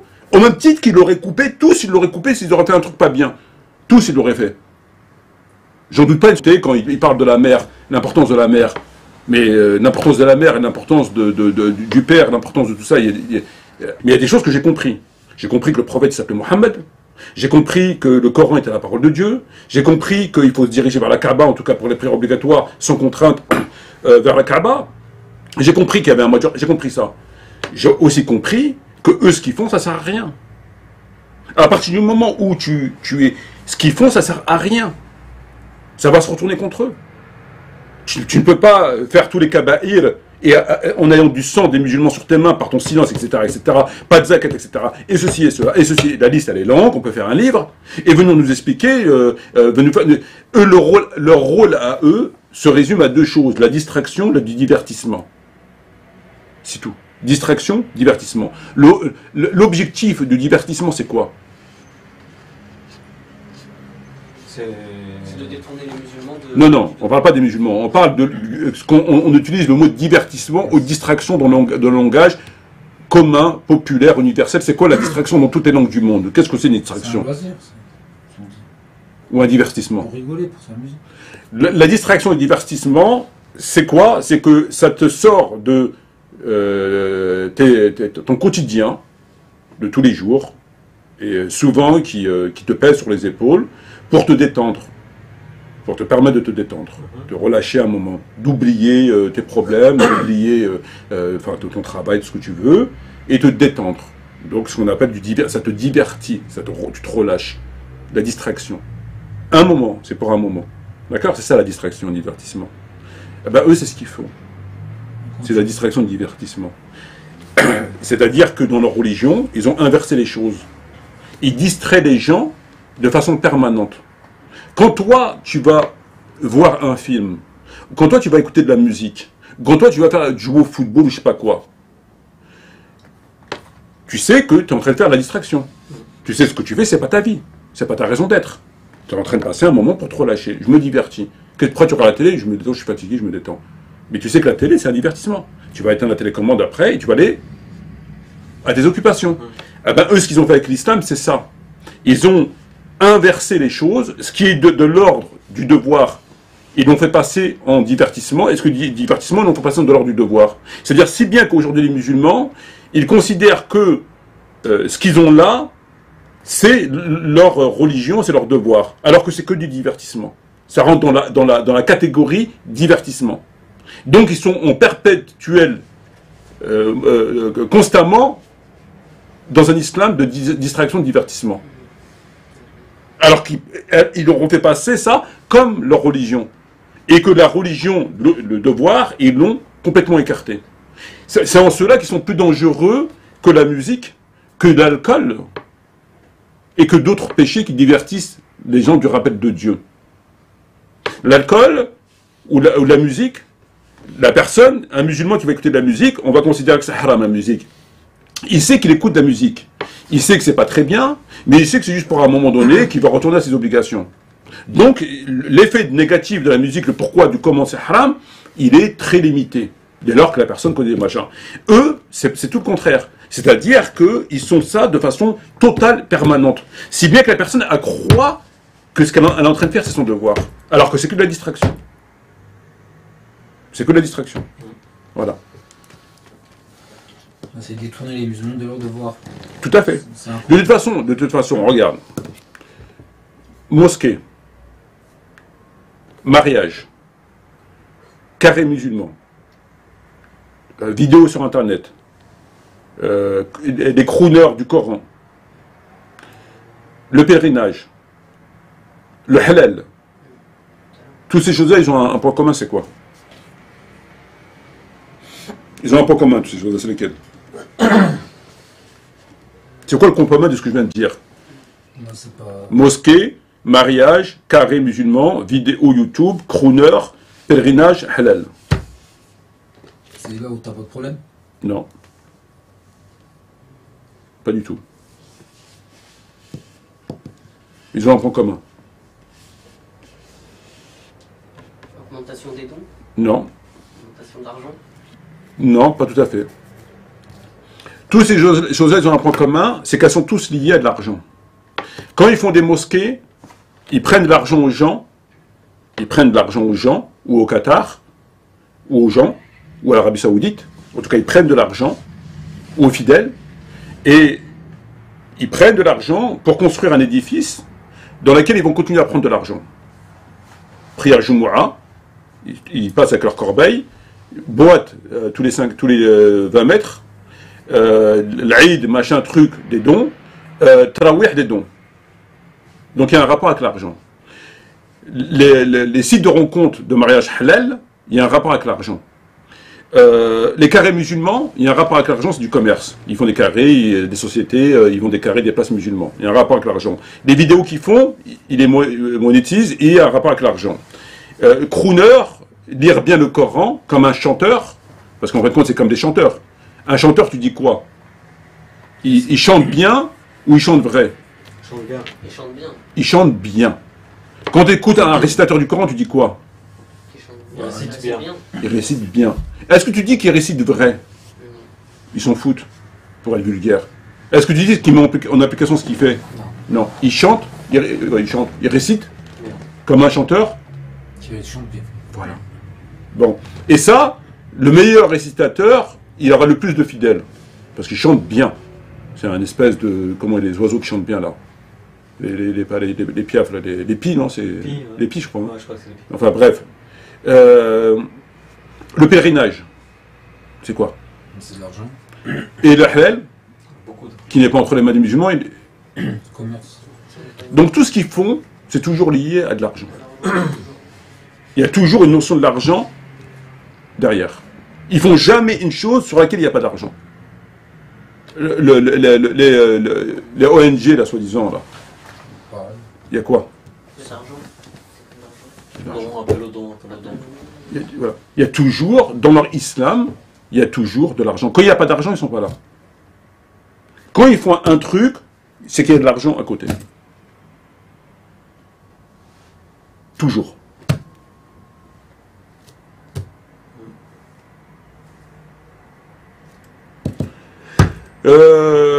Vidéo de, je crois que Ahmed Moalek, il m'avait posé une question. Est-ce que tu peux nous passer la vidéo de Ahmed Moalek? Et on tire vers la fin. Salut à toutes et à tous, en ce dimanche 17 mai 2020, petite vidéo qui s'adresse à ma marmite Mati, que je salue. Salut à toi frérot. J'ai pensé à toi parce que j'écoute là en ce moment quelques-unes de tes vidéos. La dernière là, c'est le gosier, concernant Ismaël Mounir, son cousin, Rachaud. Et j'ai eu une idée qui m'est venue à l'esprit.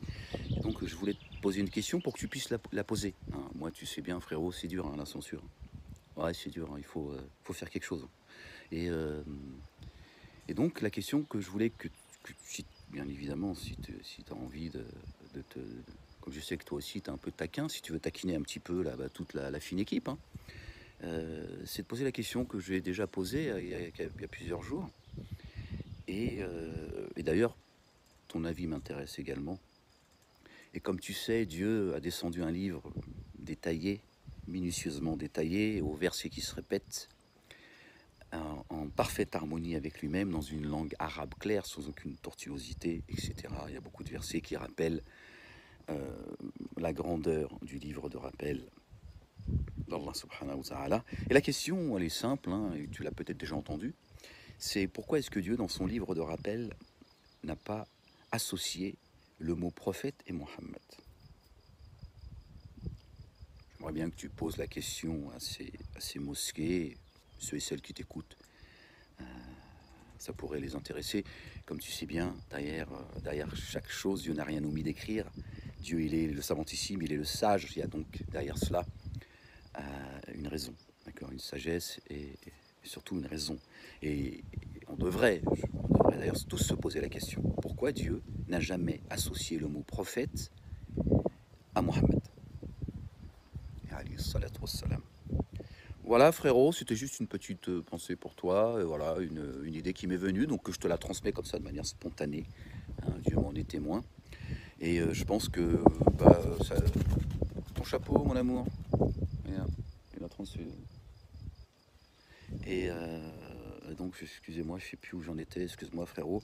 Et donc voilà, donc ça peut être à la fois amusant parce que d'abord c'est Dieu qui fait rire et c'est lui qui fait pleurer, mais surtout, hein, parce que comme tu le sais, je suis dans une préoccupation sérieuse quand je porte la parole, et il faut que cette question soit posée et qu'on réfléchisse là-dessus.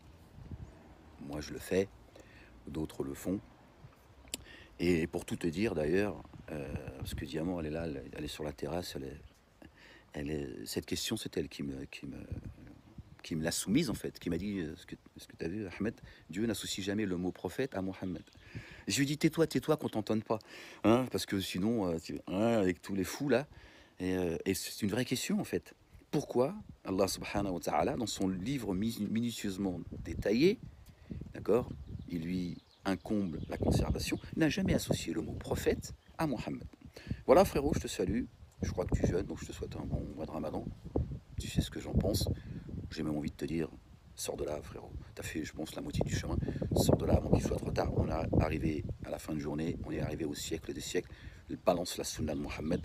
Mohammed, tout ça, tous ses compagnons, tout ça, n'ont jamais existé, n'ont jamais foulé cette terre. Tout ça, ça vient de la synagogue de Satan. Moi, c'est mon devoir de te le dire, de le dire à ceux et celles qui m'entendent. Il faut revenir à La ilaha illallah. Faqat. Voilà, c'est ça la clé de l'entrée au paradis. La ilaha illallah. Voilà. Passe un bon dimanche, Inch'Allah. Croyants et croyantes, gens épris de vérité, je vous salue. Que la bénédiction de Dieu soit sur vous, qu'il vous mette sur sa voie, qu'il nous mette sur sa voie. Certainement, moi et mes messagers, nous vaincrons. Nous nous sommes fait un devoir de donner la victoire aux croyants. L'avenir appartient aux pieux, l'avenir appartient au lendemain. La ilaha illallah, wahdahu, la sharika la. Peace. Avez-vous entendu la question de Ahmed Malek? Oui. Cher compatriote, honorable frère de France, oui. Avez-vous entendu la question? Oui. Oui. Alors à vous la parole. Pourquoi jamais le mot prophète n'est associé avec Mohammed? Pourquoi Allah n'a pas associé le mot prophète à Mohammed? Oui, mais justement, il faut répondre, c'est pour ça que je vous demande si vous l'avez entendu. Mais si vous l'avez entendu, il faut y répondre. Et la question, il la pose à moi et à tout le monde en même temps, tous ceux qui auraient éventuellement une réponse. Je m'étais jamais posé la question.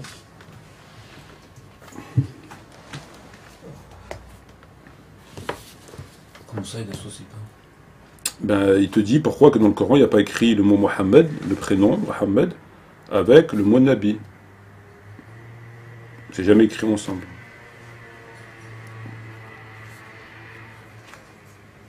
Ça fait quoi? Je ne dis rien, je sais pas. C'est une question.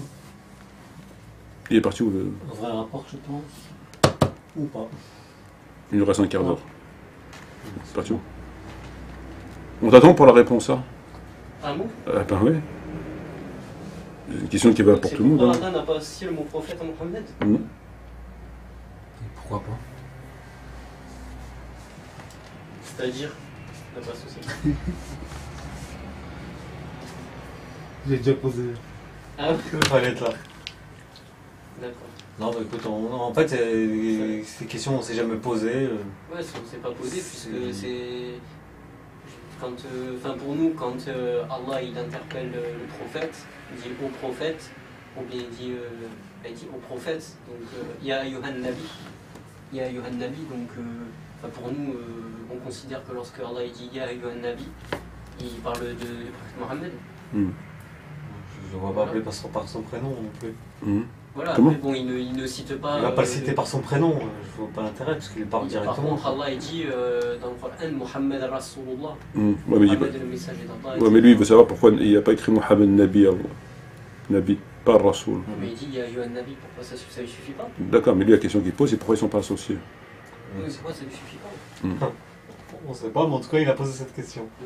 Je sais pas. Pourquoi c'est. Moi, je sais pas. Alors moi, la première chose que j'ai envie de dire par rapport à ça, c'est qu'en général, quand tu soulèves un sujet, c'est que c'est un intérêt. Ouais. C'est-à-dire que ça met en évidence une anomalie, une contradiction, une vérité non connue, quelque chose comme ça. C'est ça l'intérêt de la question. Et moi, en fait, à travers cette question, je ne comprends pas l'intérêt. Parce que de toute façon, Mohammed, il s'appelle bien Mohammed, c'est écrit dans le Coran. Il est bien Nabi, c'est écrit dans le Coran, et il est bien Rasoul, c'est écrit dans le Coran. Donc que ce soit écrit après à la même page ou de façon séparée, éventuellement ça changerait quoi? En fait, qu'elle s'attendrait à prouver le fait qu'il ne soit pas associé? Parce que c'est ça la question en fait. Ta question, quand tu poses une question, parce que si tu pars du principe que tu peux poser toutes les questions, dans ce cas on peut poser des centaines de questions par jour, pourquoi ceci, pourquoi cela?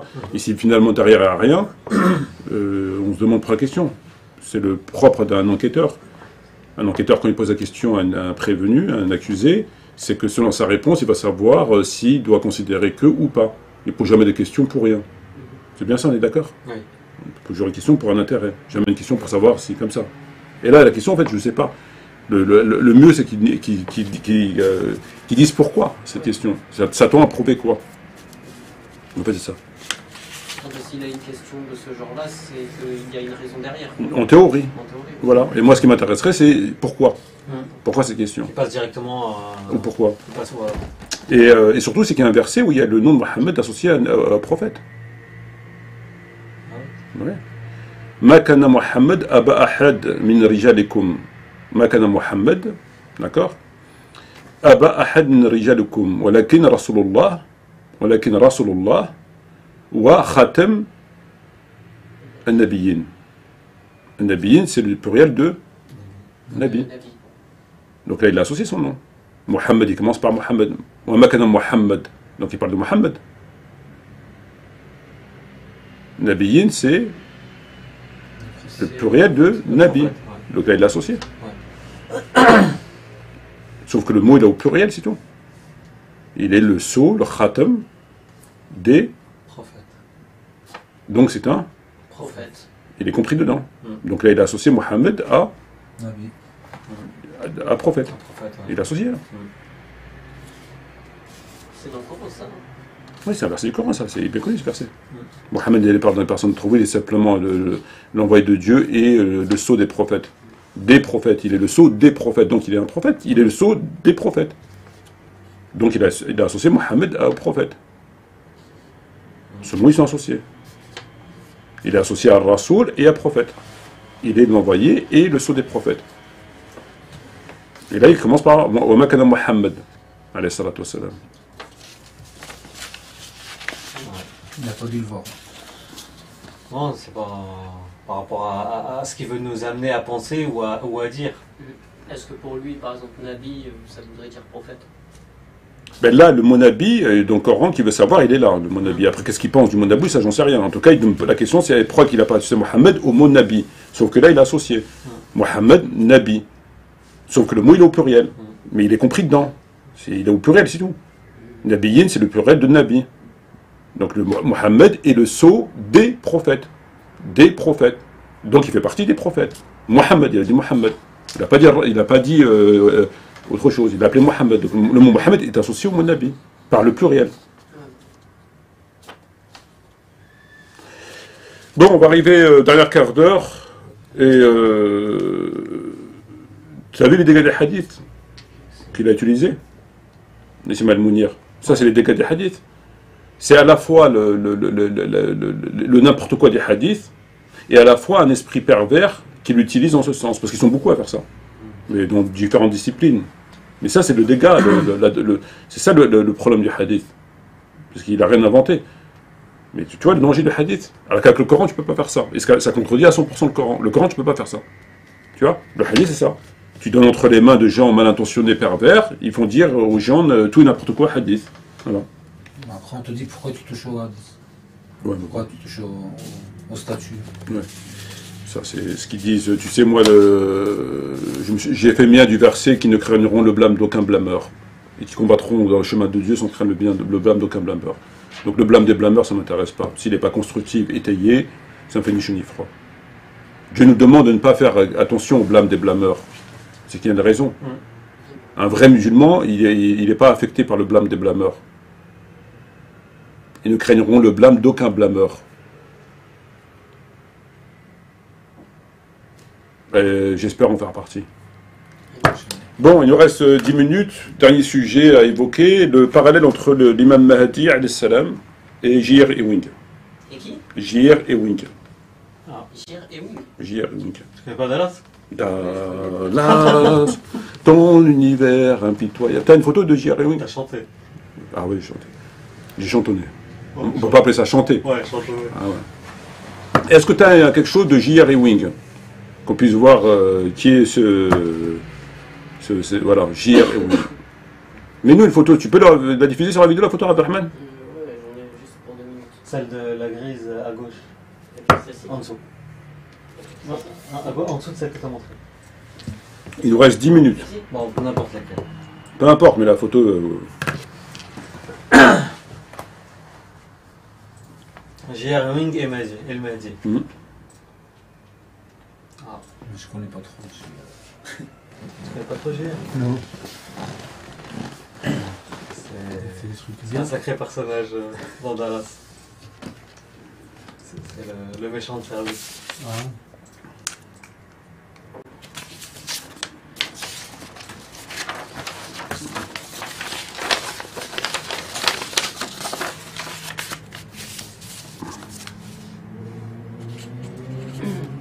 Voilà.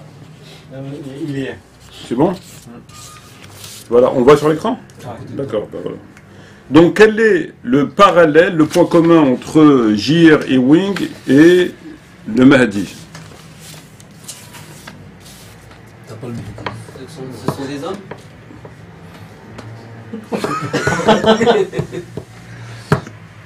C'est vraiment plus... Pour moi, ce sont des hommes. Oui, d'accord, mais encore. Je pense que c'est le plus grand parallèle qu'on puisse faire. Ce sont des hommes. Ah non, détrompe-toi. À moins qu'Ewing soit une femme ou... Non, c'est un homme, il n'y a pas de procès. C'est quoi le parallèle entre J.R. Ewing et le Mahdi? Alors là... Soyez sérieux. Non, c'est un personnage de fiction.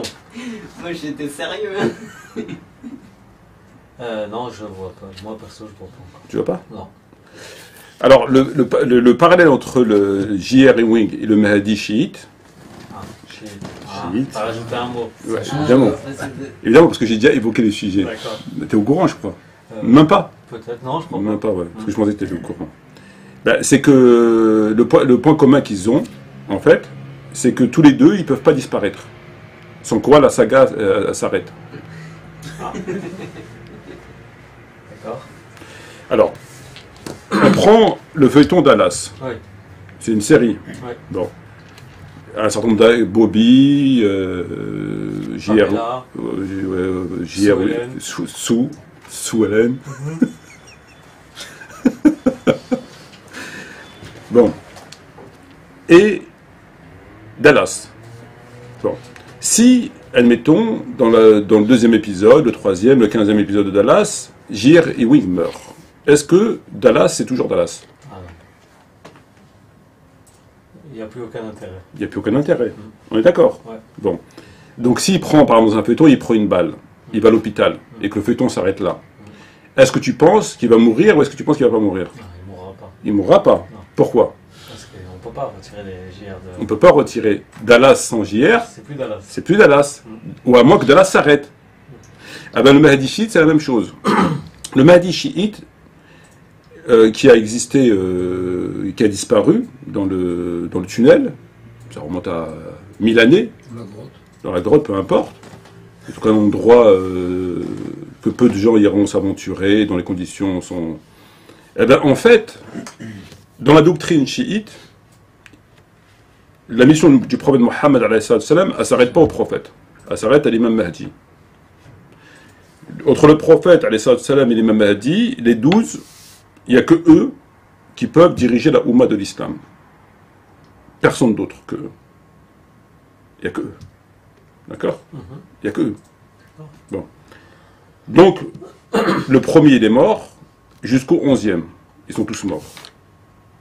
Ils sont morts. Bon. Le Mahdi arrive, il vient au monde. C'est le 12e imam. Bon. S'il vit sa vie normalement et il meurt, le chiite meurt. Le schisme meurt. Parce que si le 12e il meurt, il n'y a plus d'imam. Donc le schisme meurt. Donc ils sont obligés de le tenir vivant. Donc en fait, il n'a pas disparu, on l'a fait disparaître. Parce que s'il aurait été mort, il serait mort, ben, le schisme disparaît. Donc il faille qu'il vive pour que le schisme puisse continuer à vivre. L'islam, même avec la mort du prophète, il continue. Pourquoi? Parce que l'autorité, elle est remise entre les mains d'un calife, etc. L'islam n'est pas dépendant de quelque chose qui viendrait à l'éteindre. L'islam n'est pas dépendant. Il dépend le message, il est là, faites au mieux, et ce sera comme ça jusqu'à la fin du monde. Il dépend même pas du prophète. C'est-à-dire qu'il ne dépend même pas du prophète. Le prophète, il a dépendu du prophète pour le transmettre. Le prophète mort, l'islam, il ne meurt pas. Comme l'a dit Abu Bakr, pour ceux qui adoraient Mohammed ou aimaient Mohammed, sachent que le prophète est mort, mais l'islam n'est pas mort, il ne mourra pas. D'accord? Et Dieu n'est pas mort, etc. etc. Donc l'islam il ne peut pas mourir. Parce qu'il n'y a aucun élément dans la doctrine islamique qui pourrait nous indiquer que l'islam il s'arrête. Ils disent que le djihad il s'arrête, ils disent comme ça, bon. Mais l'islam ne peut pas s'arrêter. Il est valable. Dans le chiisme, le chiisme ne peut exister qu'avec l'imam Mahdi.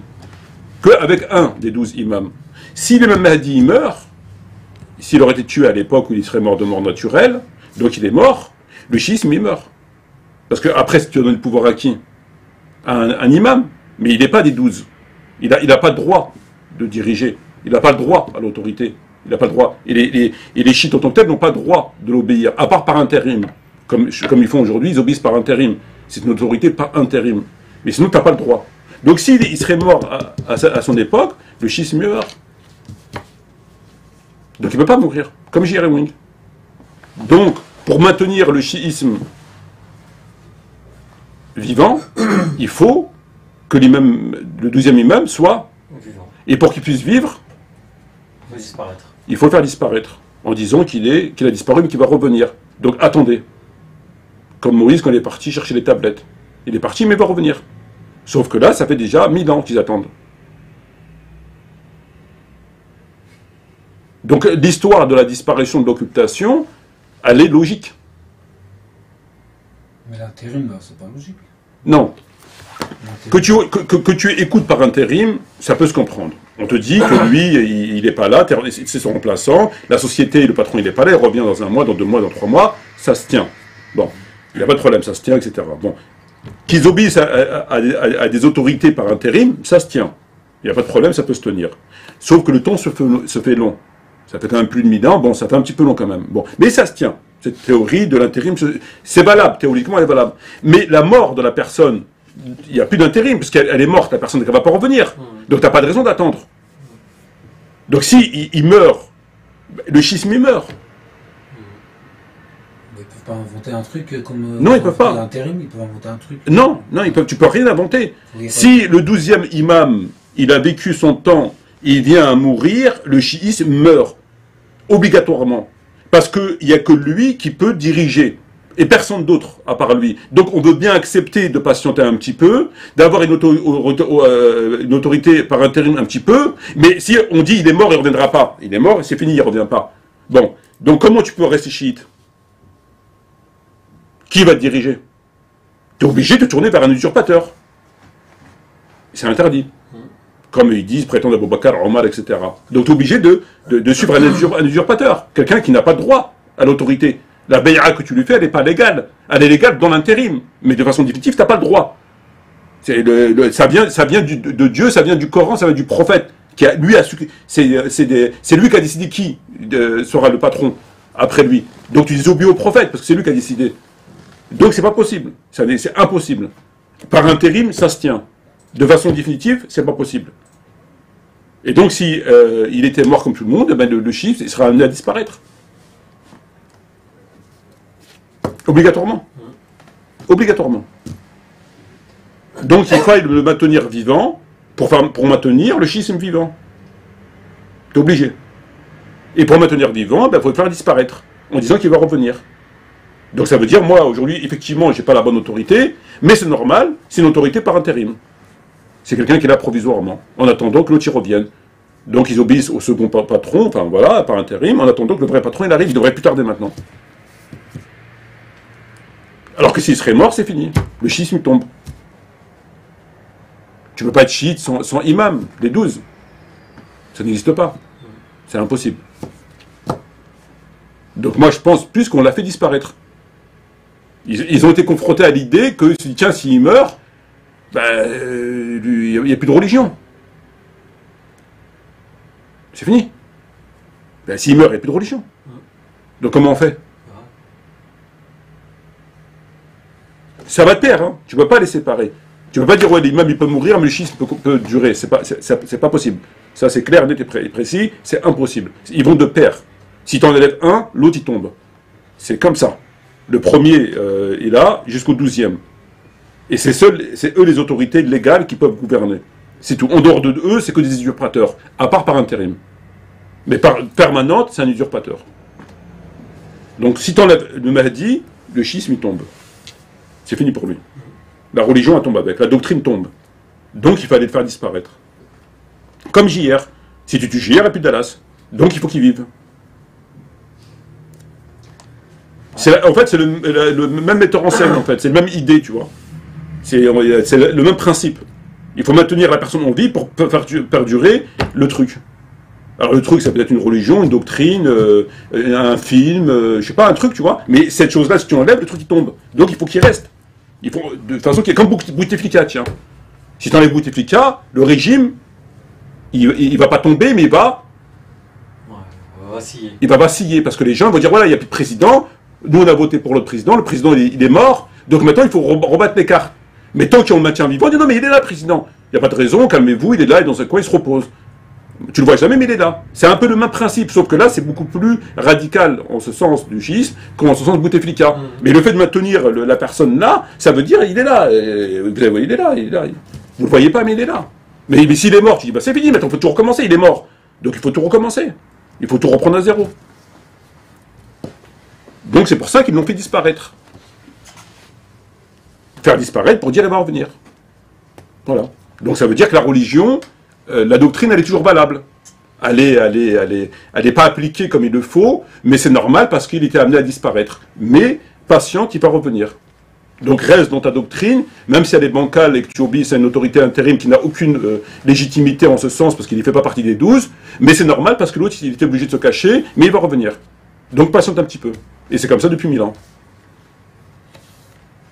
Mais s'il serait mort, c'est fini. Il est mort. Tu vas me dire qu'il y a un 13e, il n'y en a pas.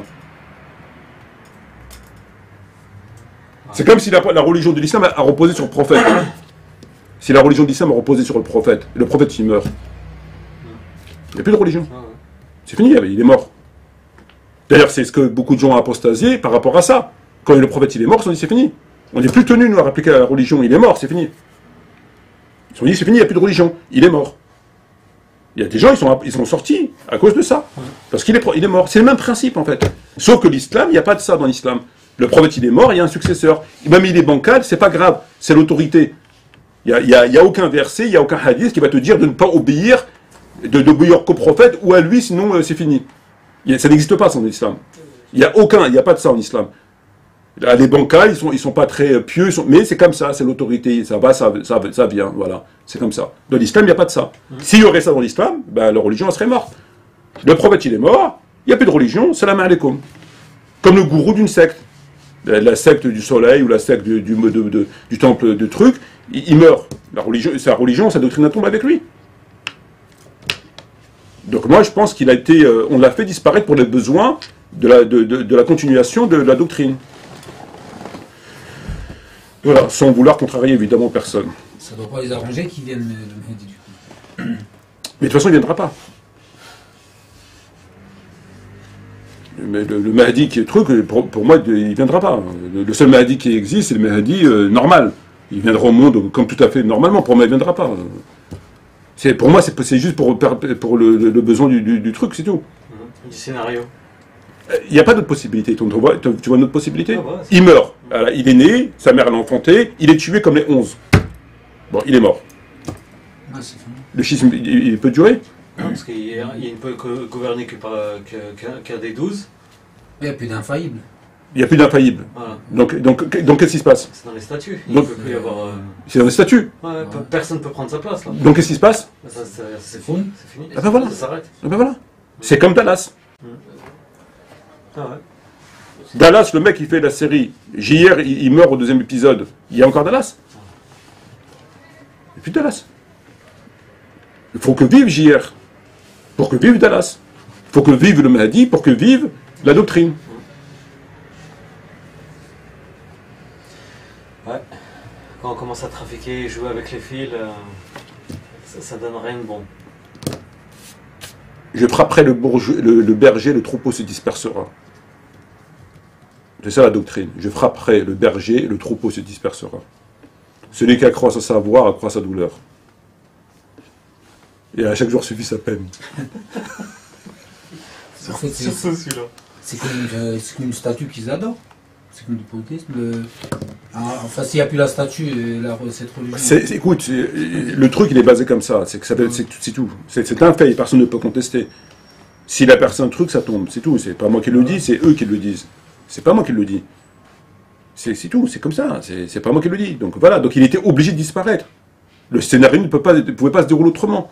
Il peut pas se dérouler autrement. Il peut pas. C'était obligé qu'il disparaisse. C'est obligatoire. S'il meurt, c'est terminé, la doctrine tombe. C'est comme ça, c'est pas moi qui le dis, c'est un fait. Donc c'était obligé que pour faire perdurer la doctrine, il fallait faire perdurer la personne. C'est tout, c'est mathématique, c'est pas moi qui le dis. Personne ne peut contester ça. Sinon la doctrine, elle serait morte il y aurait 1000 ans. Le 12e infaillible est mort, il n'y en a plus. Donc le schisme, il n'existe plus parce qu'ils ne peuvent pas obéir à part aux 12. Donc le pilier central, il tombe. C'est tout, c'est comme ça, c'est pas moi qui le dis. C'est tout. C'est bon, Abdelrahman? Oui. Donc on va remercier les frères, les administrateurs, que Dieu les récompense pour le travail qu'ils font, parce que je les ai souvent négligés. Donc, barakallahu fikum pour votre présence, les frères, pour avoir administré ce live, qui n'était pas prévu, malheureusement. Sahaf Turkum. Shukran jaziran wa salam alaikum wa rahmatullahi wa barakatuhu. Et prenez soin de vous, prenez soin de vos familles et de votre foi. Et à bientôt, Inch'Allah.